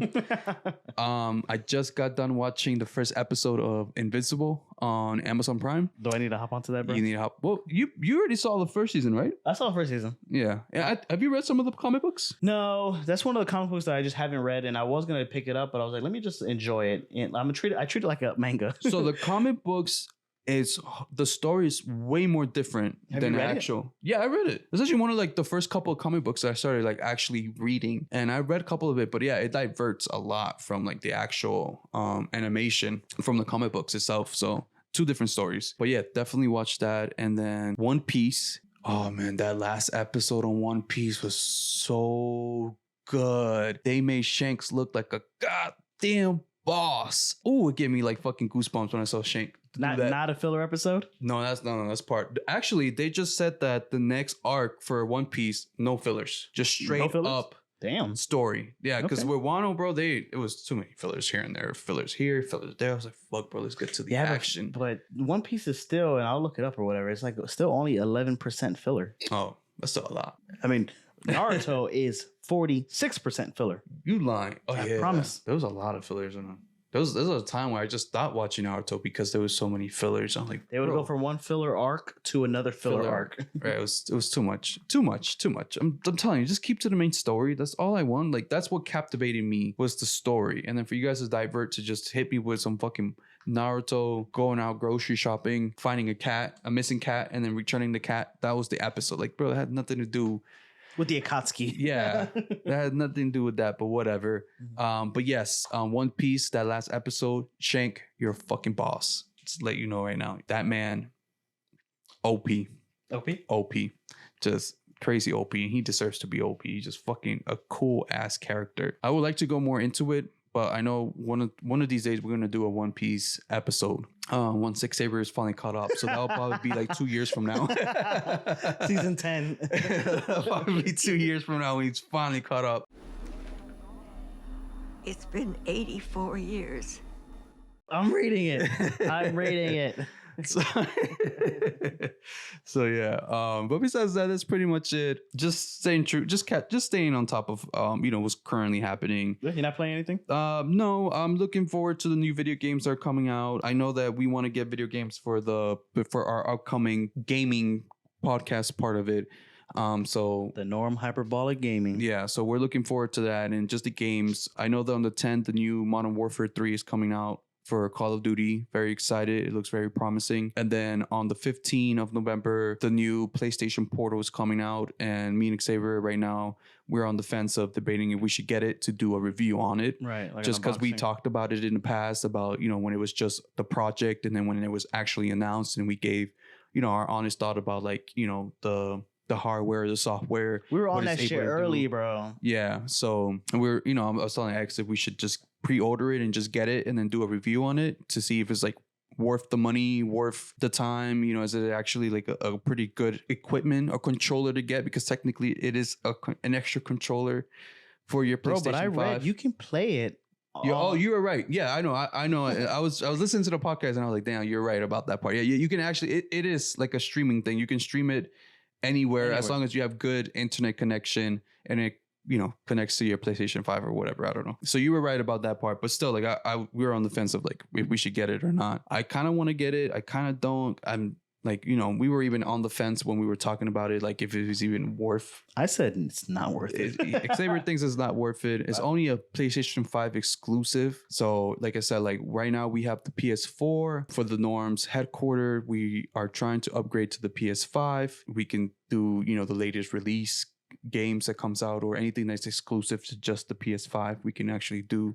We wanted to do a video for the Spider-Man game, but by the time we finally got the capture card and everything else, it just felt like we were gonna it was gonna be too late, you know what I mean, to just jump on that wagon. Like it was just gonna be worth it. So we rather wait for like the next big game to come out and then we can jump onto that. I'm still gonna play that game. I'm gonna enjoy it, but no, I heard the story is really good. The gameplay and the story and the mechanics of the swinging and the costumes, and I heard it's really good. I mean, I still would love to get it, but I'd rather hold off my money to buy something newer for the podcast. You know what I mean? That's more like a personal game now. Like something just to do on our personal time. As soon as we can get a higher budget from our producers for this podcast. This podcast used to be sponsored by water, but we don't. Yeah, water took us off. Now we're finding a new sponsor. So hey, if you're a beverage and want to sponsor us, we would love to build a contract with you guys or a relationship with you guys. So let us know, But yeah, besides that, that's pretty much it.